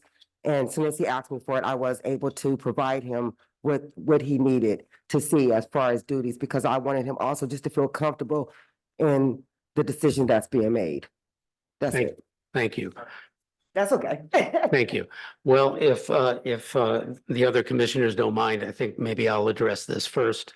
At the last meeting, I felt very strongly that this was a situation that was covered by 30.300.4B2 of our merit rules, because only some of the positions were being reclassified and not all of them. But now that I've looked at the letter from the superintendent and also Mr. Castillo's comments and Ms. Scher's comments, I feel that this is now covered by B1, which is that all of the positions in a class are being reclassified upwards.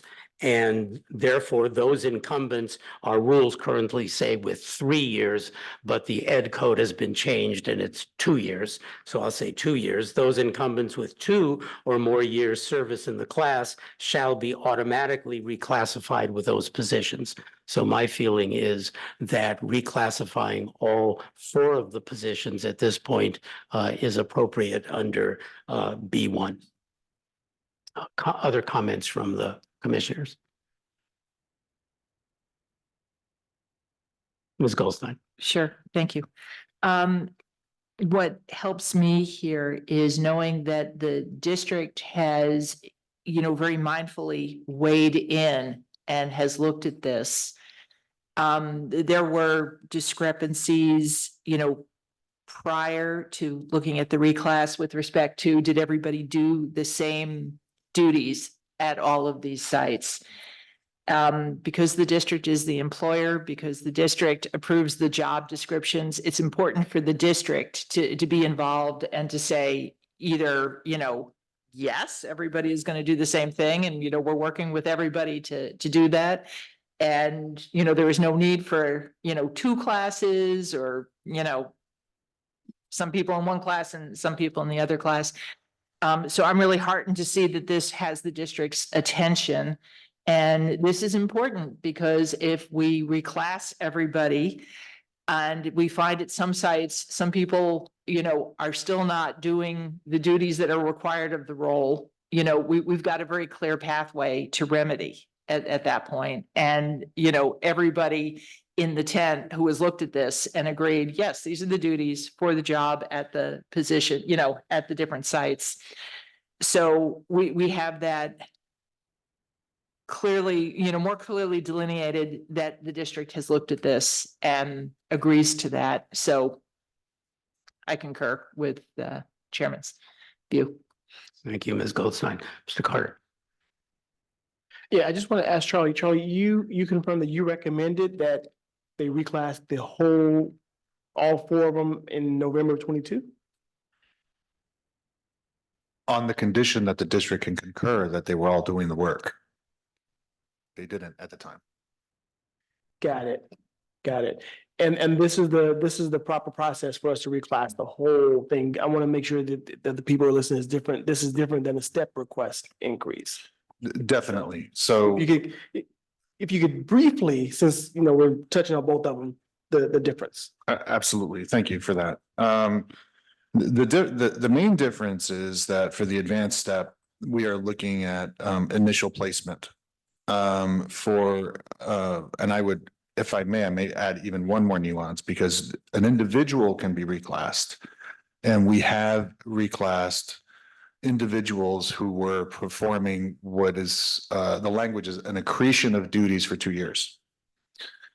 So initially, when Mildred and I spoke, we weren't looking at the individuals. We were looking at the section B that Chairman Roeder was mentioning.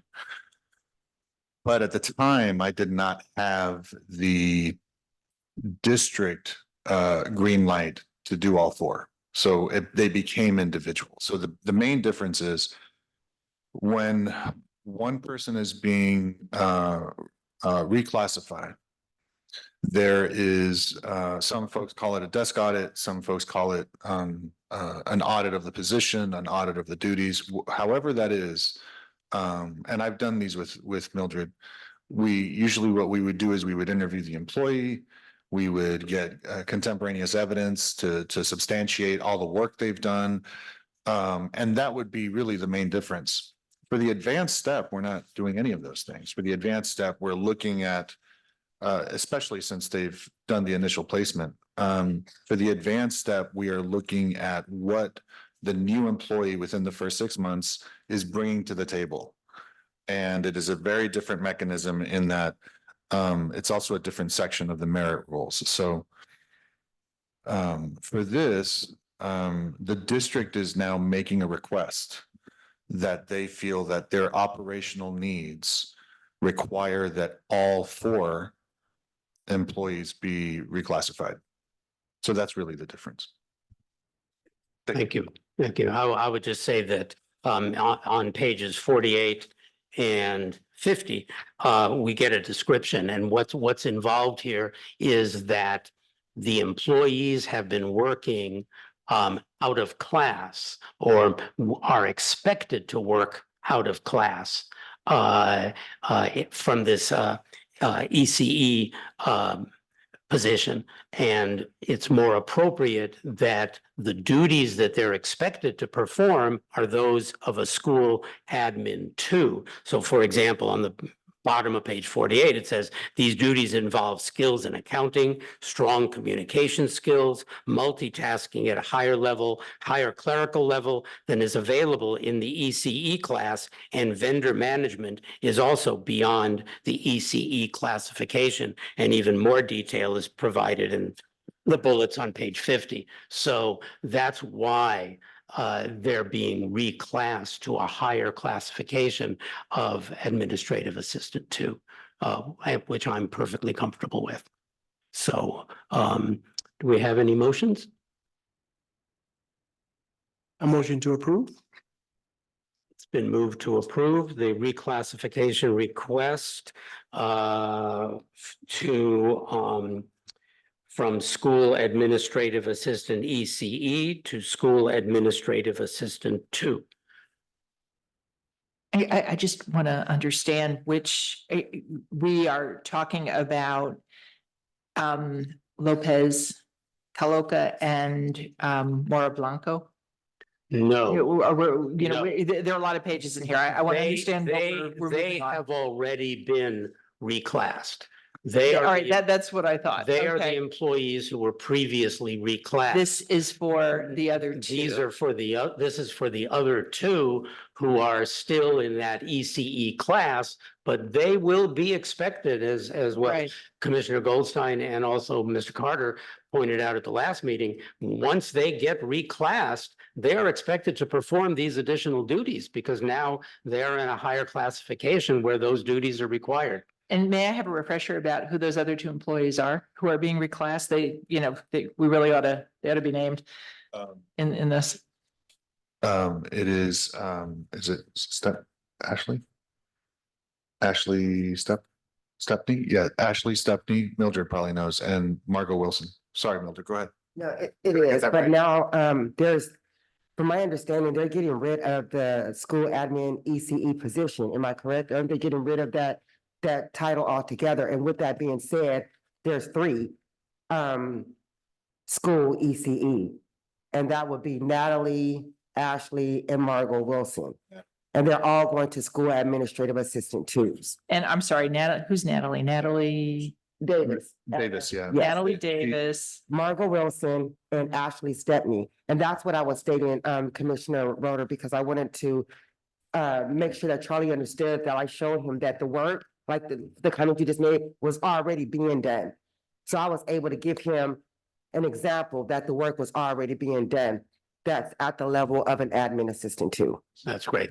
Thank you, sir. Thank you. Thank So we have a motion to approve the reclassification from school administrative assistant ECE to school administrative assistant 2 for all employees who are currently in that ECE classification. Got it. And there are three who are involved. Okay, I second. Okay, and I agree as well. So that reclassification has been approved unanimously. Thank you very much. Thank you for everyone for providing all of that clarification. Then we have item E, 8E, which is an agenda item request for the extension of the school safety officer eligibility list. And that's attachment E. Again, Mr. Castillo, would you present this to us? I'm hoping Mildred could speak more to this, but I don't have a problem with the request. I support it if the commission does. I do think that go ahead, Mildred. So unfortunately, what happened was, there is a promotional person that was on the school safety officer list, and she sent in an agenda item. She got the agenda item when she was told that it was going to be on the agenda for that day. But I think in the midst of the transitioning through emails, Erin responded that it was too late, but she thought that she had submitted the agenda item for an extension of the list, and it's just one promotional person that's on that list. The concern with that is that there is a availability that's possible that may happen on the junior high level. Our fear is that by extending the list, it will give a promotional person an opportunity at a promotion, because she's the only promotional person that's on that safety officer list. Does that make sense? I hope I'm not confusing anyone. Yes, just one clarification. So Mildred, from the union's perspective, you are in support of Of extending this list so Yes, sir. that a promotional candidate may not be hired. May but not. But at least would be provided that opportunity. Yes, sir. Okay, thank you She very, has a shot. Yes, sir. okay. Well, I have one question is, so this list has not been extended previously. Is that? Not in my time here. No. Okay, and do you know when that list was scheduled to expire? May 3rd. May 3rd. Yeah. Okay, And she had the request in the week prior. I recall that. Yes, sir. Yeah, in fairness, we moved it. So the expiration's already come and gone, but we could always just extend it. Right, Yes. right. She had I think received she an was email. timely. Yes, she was timely, but Yeah, she was timely. I don't think that's an issue. I think our rules, I was trying to find the actual rule, but my recollection is our rules actually permit, I believe, as does the Ed Code, to extend an eligibility list for up to 2 years if we feel that it's appropriate. And this is a 1-year request, right? Yeah. Okay, I'm in support of extending the list. Yes. May I just, some questions. So this list that we're extending, how many people are on it? It should be, it's not in the packet. I'm sorry. Give me Is it in the 1 second. packet Or? No, it it's is in the not. packet? And Yeah, that is think I saw it. Yeah. my oversight. I will get that answer for you in just a couple. I think I can, I may have it. Okay, you have it. Okay. How many people are on it and would be extended? Because I know sometimes we have people who kind of have rolled off previously.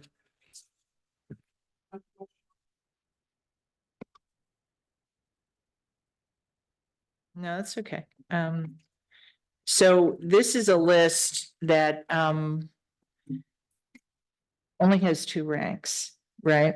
So ordinarily we would recruit, right? Yes, normally when we get down to 2, we then recruit. Right. Because as we all know, but I'll say on record, we have to have 3 in order to have the rule of 3 and have the principal hire someone from the list. Right. So given that that's the rule, why would we extend a list with only 2 people on it? Because there's another test that was just given, so there's another list that just went out after that. There's another list that's after that. Yes. So that's the list that we want extended, but there's an additional safety officer list. So there would be the 3 people that would be able to go forward. And what's the date of the most recent recruitment for safety officers? Can I? Mm-hmm. I texted Erin. Can she respond to your question, Commissioner Goldstein? Sure. Erin? Yes. Go ahead. Hi. So we did we did run in 2 recruitments in the last year. So we do currently the most recent list that we brought to the April meeting, including Keisha, the promotional candidate. It's only one promotional candidate. There are 10 candidates on the list, although Keisha and one other candidate are the only ones who would their eligibility was set to expire May 3rd. Okay, so I'm going to repeat back just to make sure I understand what you've told me. So we have a recruitment as recent as April, or a list, an eligibility list that included this promotional person as well as 10 other individuals who passed the written and the verbal, right? 9 other, 9 other. including Keisha was 10. Okay. Okay, plus 9 others. So when we say we want to extend the list, what list are we talking about? Are we talking about the list with only 2 ranks? Because if this most recent list was from April, we wouldn't need to extend it, right? And what I'm trying to understand is why would we extend an old list when we have a new list? It would be the list that Keisha was in. So currently there were only 2 candidates, Keisha and another candidate on that list, that would extend a year after it expired. So her list, so basically her name and her position on the list would be extended for 1 year, but not the whole entire list that we ratified in April. Let me go back to the list with only 2 people. If we extend it, there's Keisha and there's a new person. Mm-hmm. Does this get rolled into the April list or does this get its own life as an extended list? So we make notes. I don't, if you've noticed on our eligibility list, we have asterisks next to the names of some certain candidates that were in previous lists. So when we merge those lists, we track when their names will expire from that list so that we're not having to, we were able to merge them that way, and that way we can track them. So in this case, we still have the list from April that will expire, the April 29th list. All the candidates that made it on that list will expire on April 28th of 2025. However, Keisha and the other person, their eligibility, if you were to approve the extension, their eligibility would expire May 2nd of 2025. Okay. And we would track that. It would only be the 2 of them. So this is all going to get merged onto one list. Yes. And when that list is provided to hiring managers, it'll look like our lists often do, which is where we set aside a promotional candidate. And then we have, open recruitment candidates. So on the old list that we are being asked to extend, the person who is in the open list, how does that person get amalgamated into the combined list? So they are re-ranked with this, like every time that we merge a list, we re-rank where they are placed on that list. So depending on the score that they received and their total score, we re-rank it with the new candidates. In this case, Keisha is the only person who's promotional. We don't send the whole entire list. We never send entire lists to hiring managers unless they have like 20 vacancies. But, if there is 1 vacancy, we would send the top person. If there's a promotional list, we'd send those first. And then basically the top 3 ranks. Right, right. Is there a vacancy currently? Currently, there is no vacancy.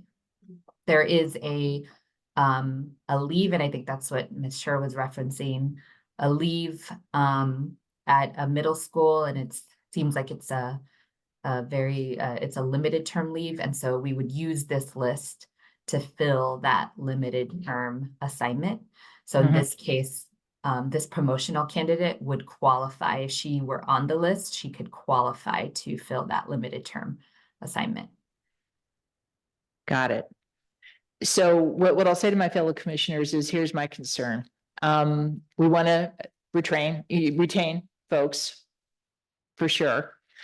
If we agree to do this, we will be asked to do this many more times for many more roles. I have a precedent concern here and a fairness concern. As a general rule, in COVID, we extended lists because it was very problematic to recruit, and there was a good reason to do it. I think that in the Ed Code, the ability to extend the lists is there for extraordinary circumstances. And I don't see that we have an extraordinary circumstance here. Okay, so from we have had Aaron describe to us, how the lists get amalgamated, what happens, et cetera, et cetera. And I understand we've got a limited term coming up, and we want a list to fill from, and we have a list to fill from. We have a list from April to fill from. I'm really concerned about precedent here because I don't think that as a standard practice, this is something we want to do. But I'm open to hearing other people's thoughts and comments on this. Thank you, Commissioner. If you don't mind, Mr. Carter, I think Denise, well, both Frank Hernandez and I thought Denise Diggs-Ray had their hands up. Yes, they do. Would you mind if we heard from them? Okay. And Denise, I think you had your hand up before Frank Hernandez, so I'll call on Denise Diggs-Ray and then Frank Hernandez. And again, if you could keep your comments relatively brief, but we'd love to hear from you.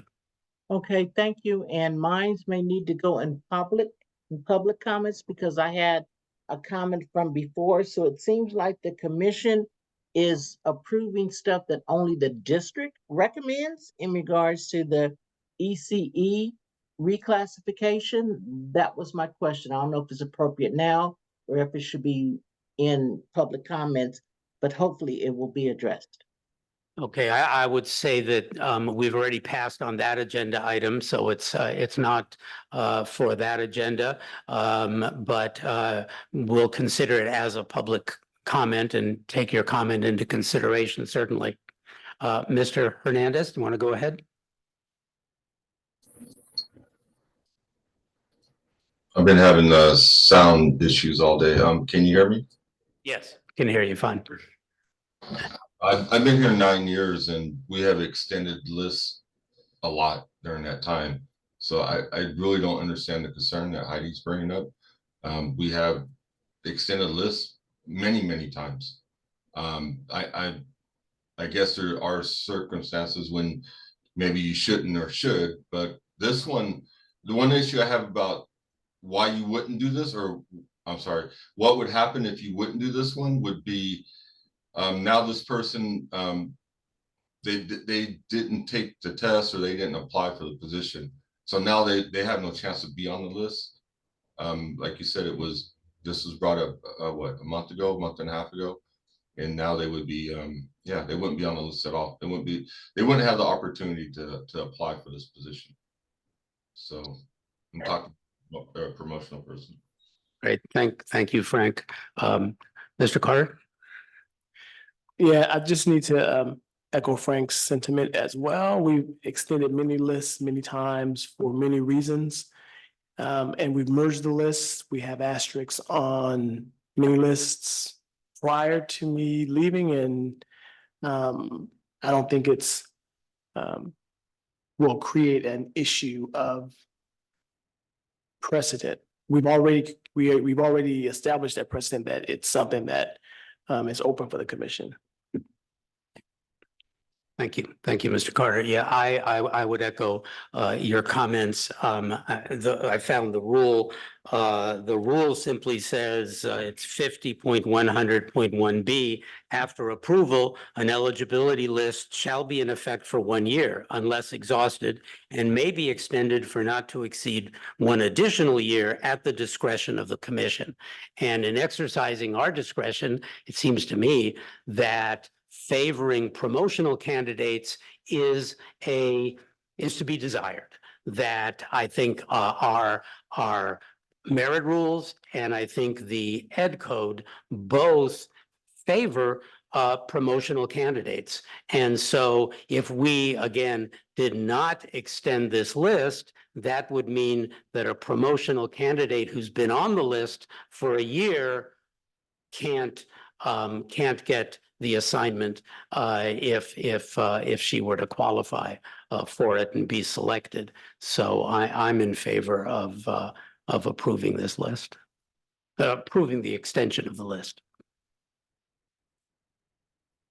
Okay, no other comments, I think. Well, I'll make the motion. I move that the request to extend the school safety officer eligibility list that was set to expire this month be extended for 1 year. A second. We'll have our vote on it. And I'm a no. No. So the result of the vote is 2 in favor and 1 against. So the request to extend the school safety officer eligibility list passes 2-1. All right, we now have a discussion item, which is our last agenda item, and that is the agenda item request by Jay Gunn for a step advance request, which is attachment F. This was previously alluded to in our first public comment. Mr. Castillo, do you want to present this item? Yes, thank you, Chairman Roeder. Unfortunately for Joanna Gunn, it was communicated to her by her manager at the transportation department that she was not eligible for a step advance and that everyone was at step 1. In investigating this matter, I confirmed that with the manager. She says she's really sorry she gave the wrong information, but perhaps the commission can do something, was her response. I can only say that we as a body have a precedent for this. We have denied another employee who also experienced a similar situation where their manager said they weren't eligible. And I think in this gentleman's case, he either had not received it or had not read it or did not know it. And he came back to us, perhaps, I think it was about a year later. So this is a very similar situation. The commission denied the other employee's request. So it may be that as distressful as it would be for Ms. Gunn, that I would err on the side, my recommendation would be to err on the side of being consistent. The last thing I'll say, I think, is Ms. Gunn is at step 3. Sarah? She is currently at step 3, which means that she will move on to step 4 before the fall, I believe. So she will be, even if the commission does nothing, she will be at the 4th step pretty soon. So that's my recommendation. Great, thank you. Thank you very much, Mr. Castillo. Let's see now. I don't see anyone on Zoom who would like to comment. Anybody in the boardroom who wants to comment? Yes, please. If you could just identify yourself for the commission, please. Good evening. My name is Joy Hannah Gunn. I have been employed with BUSD since August 2021.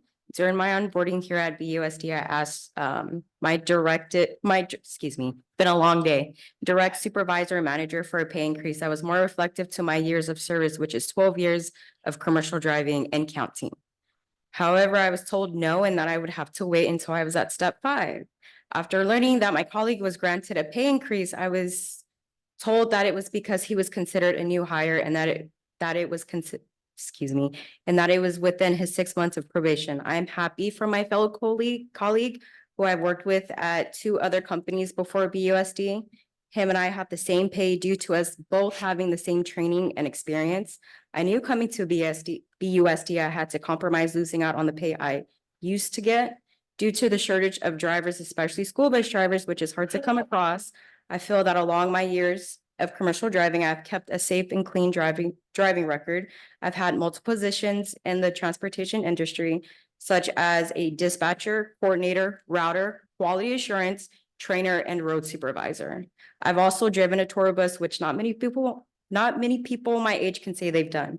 I know I contribute a great part in our department. I've driven all routes at transportation and have more knowledge of Berkeley and all of the students that we transport, meaning I know which programs and stops they go to without looking at the route sheet, which I feel makes me an asset to our department, Our department is short on drivers, making it more challenging due to the lack of manpower.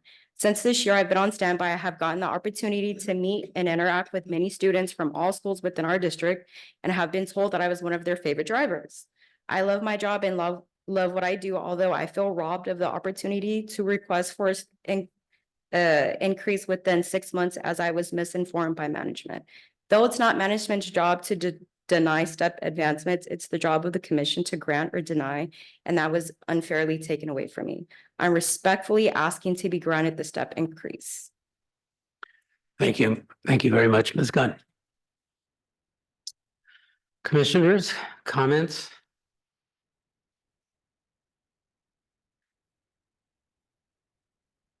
I'd like to say. Yes, please, if you could Tracy just Fitzgerald. identify yourself. Tracy Fitzgerald. I just want to say, when I got hired almost 8 years ago, I had 30 years of commercial driving experience. I had 8 years driving tour buses and school buses. And at my interview with my manager, I asked for a raise and she said no. There's 5 years, I feel like I kind of got like, I don't know what the right word is, screwed. You know, and for somebody to get a step 5, brand new, I'm happy for them. But anybody that's under that should be brought up. It just doesn't make any sense. It's not fair. I don't understand it. And it's of no fault of hers. You know, we were all given bad information. That's all I got. Thank you, sir. Thank you very much. I don't think there's anybody else online. Yes. Ms. Golson, you, I'm still taking a note. Hang on. okay, sure. So just for clarity, was there a step increase for bus drivers to step 5 recently? At the last meeting, I believe. It was at Une? Mhm. Is Mr. Une here? Yeah, you don't have to speak, sir. I just want to make sure you're here. It's nice to meet you. Mr. Une was the one that we did the increase for at the last meeting. And he's here in the audience.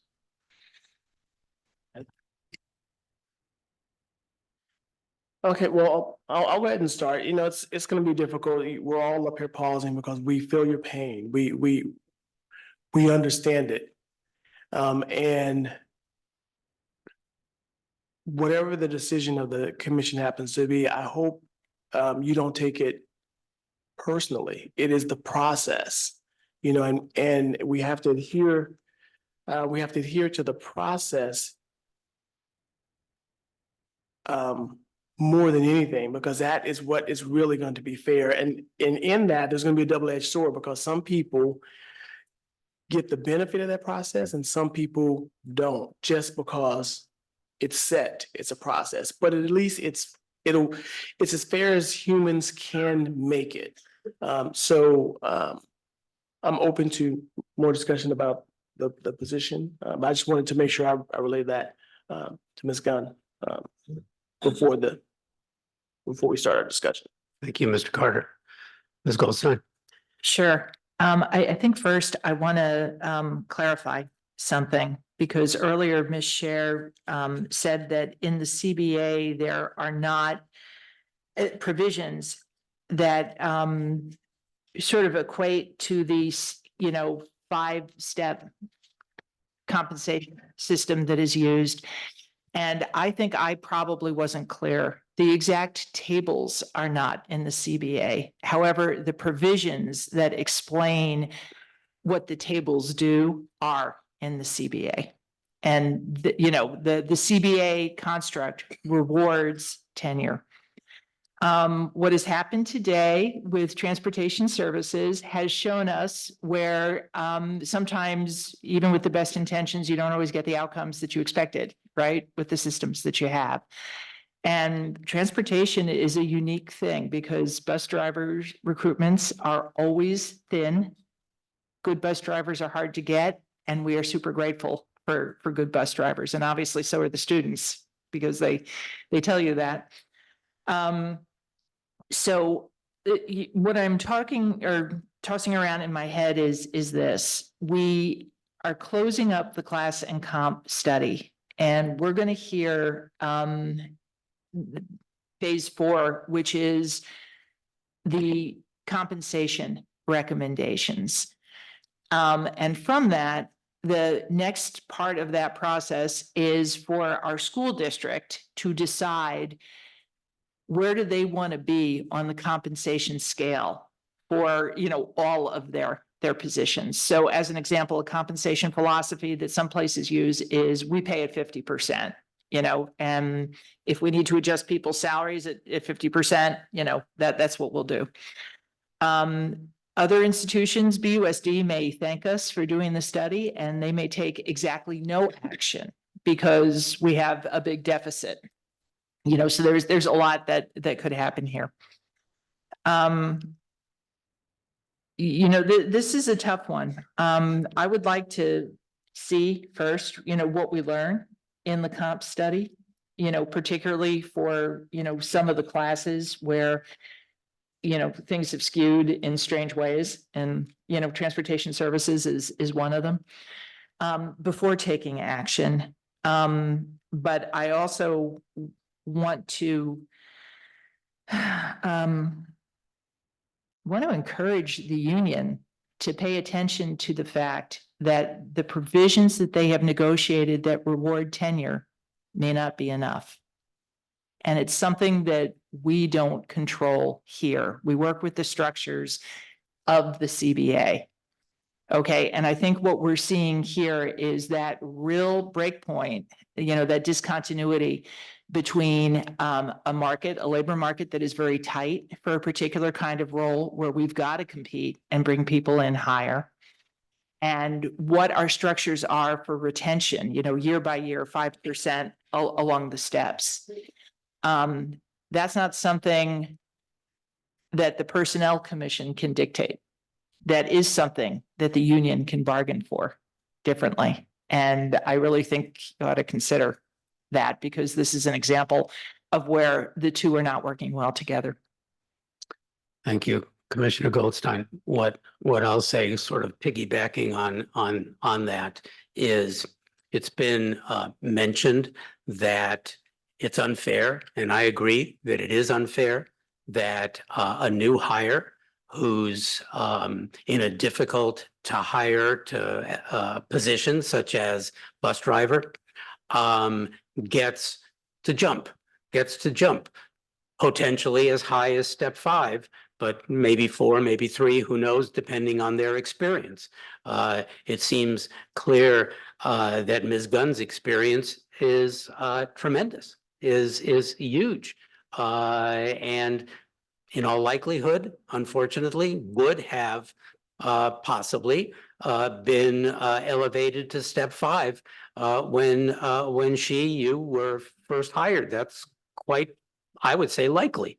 And then quite rightly, other members of the bargaining unit, they wouldn't be upset about what's happened to you, but they would say, well, what about us? We've been here for a few years.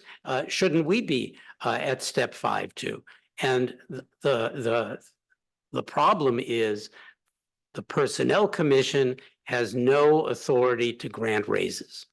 So the idea that if a new hire goes up to step 5, then everybody else should follow along, that is fair. But it's not something the Personnel Commission can do. And as Ms. Goldstein says, that's a matter of collective bargaining. The fact that Ms. Gunn was not notified when you were first hired, that troubles me a lot. And we've heard that before.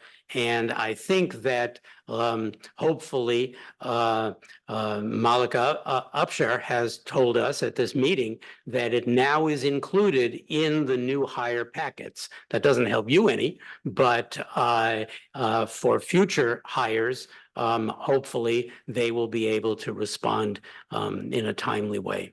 So again, I echo what Vice Chairperson Carter said, that this is, whatever we decide, is not a reflection on your abilities, because there's no question that your abilities are tremendous for this position, and we respect that entirely.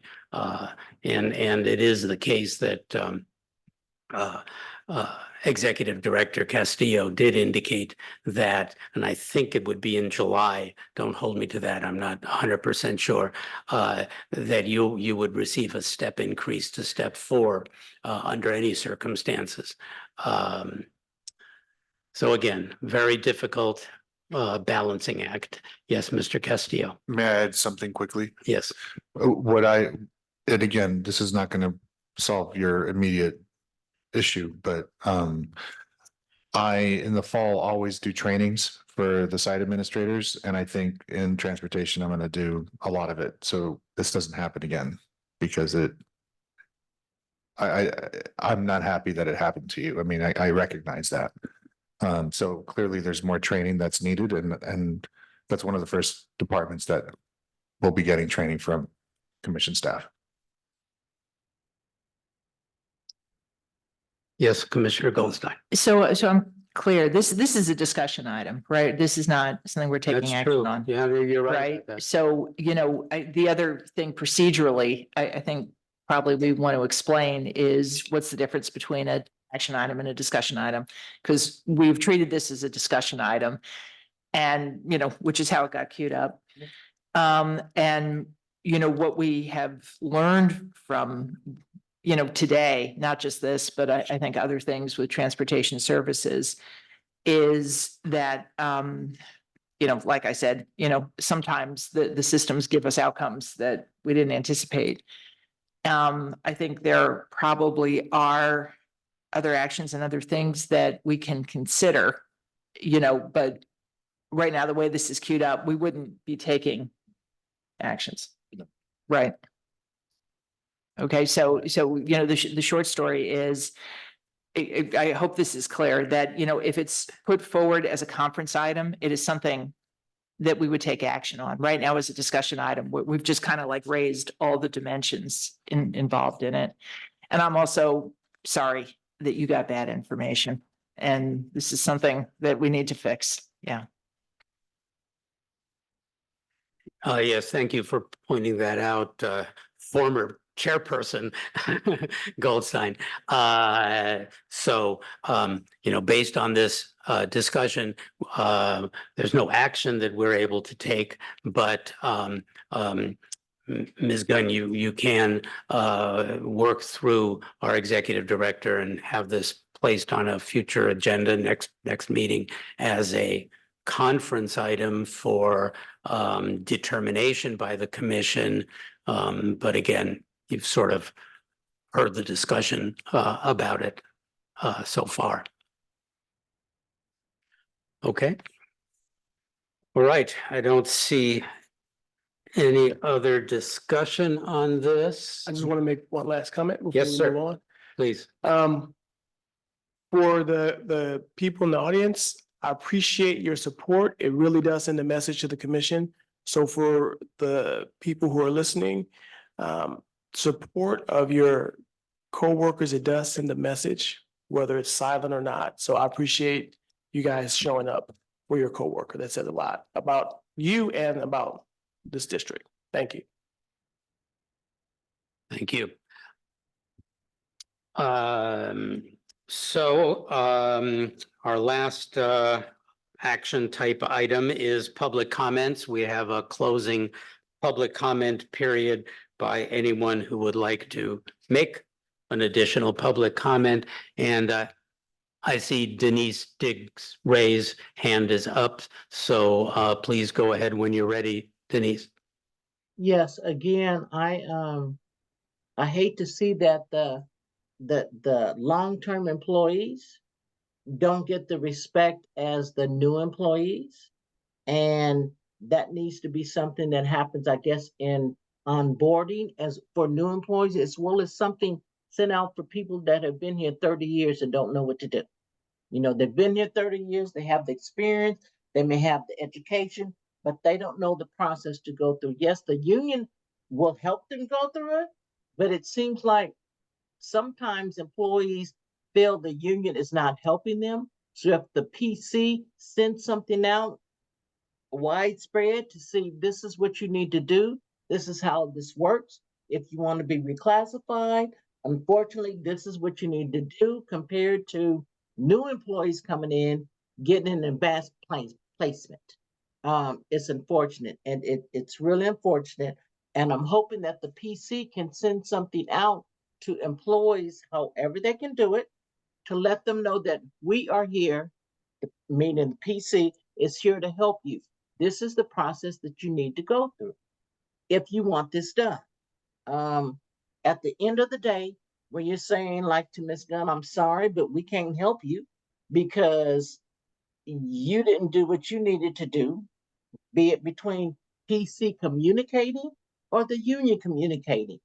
Some employees don't take either parts of the organizations for granted, but if there's something that can be sent out, again, back in the day, something was sent out in a newsletters to employees. That doesn't happen now. I understand, trying to save paper and stuff. All employees are not on email, so they don't get the information, but you guys need to do something. You guys need to do something to help long-term employees understand what's going on, what they need to do if they have a problem, who to come to besides just the union. You know, the union is one phase of it. PC is supposed to be another phase of it. And even with the classified administrators, you guys need to better educate them because they don't know what to do either. They're allowing their employees to be overlooked for a promotional position because they can't tell them what they need to do. Yes, the union has their side and we do what we can do, but it would be better if it would be coming from both sides rather than one, because some people don't even trust the union. But if they're hearing the same thing from the union and the PC on the process to take in regards to being reclassed, so that they don't look at their fellow employees coming in, new employees who are at an advanced placement above them, you know, hopefully they don't look at them with disdain, but still, I mean, you have to think of regular people. Okay, you're coming in over me. I've been here for many years and I haven't been able to do this. You guys need to explain that process as well as the union. Okay, thank you. Thank you, Ms. Diggs Ray. I see on Zoom, there is someone also identified as iPad. I don't know who that is, but you have your hand up, and if you could identify yourself, please. I'm Jocelyn Foreman. I'm the president of BCCE. Yes. Good evening, and thank you for allowing me to have this moment just to speak. Year 2 in my presidency, I started to be just peppered with all of these complaints that you're hearing at the podium and myriad of calls, voicemails, just a plethora of complaints. And so I sat down and I thought about what would best serve all parties.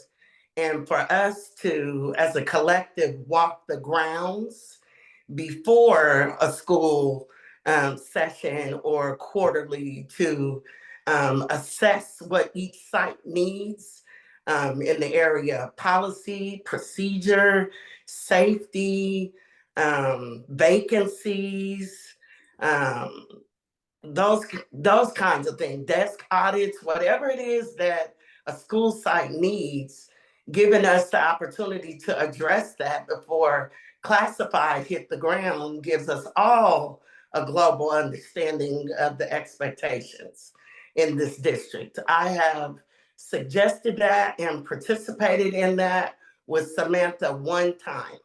And, you know, the school district or education is a fast moving train. And so work was happening. But for us to revisit that in a way that is fruitful to this conversation, meaning we bring Yuba in, we bring 21 in, we bring BFT in, and we all walk the campus, our campuses, and we think about what it is that each campus is missing. We eliminate a lot of these conversations and this level of confusion, you know, because genuinely we are doing what we love, working with children. This will allow us to get back to the work. You know, Samantha was calling them inventory meetings, but inventory meetings is a word or language that she should use, but we were calling them 360 walks because classified, we drive it, we cook it, we clean it, we move, we do all of that. And so our bellies are on the ground. And so the 360 walk gives us a bird's eye view to what's going on. And if you guys took that walk with us, then we could create that rubric and create this environment that's conducive to learning. Thank you. Thank you, Ms. Blumen. Last, I don't see any other people with their hands raised. Any final comments from any of the commissioners? If not, then our next meeting is scheduled, correct me if I'm wrong, Sarah, June 26th at 4:30? No. It's 29th. 26. Oh, yeah, it's 26. 26th, okay. Our next meeting, regular meeting is June 26th at 4:30. And it's in the boardroom, Sarah? In the boardroom. So we will call this meeting adjourned. Thank you, everyone, for being here. And have a wonderful Memorial Day long weekend. Thank you.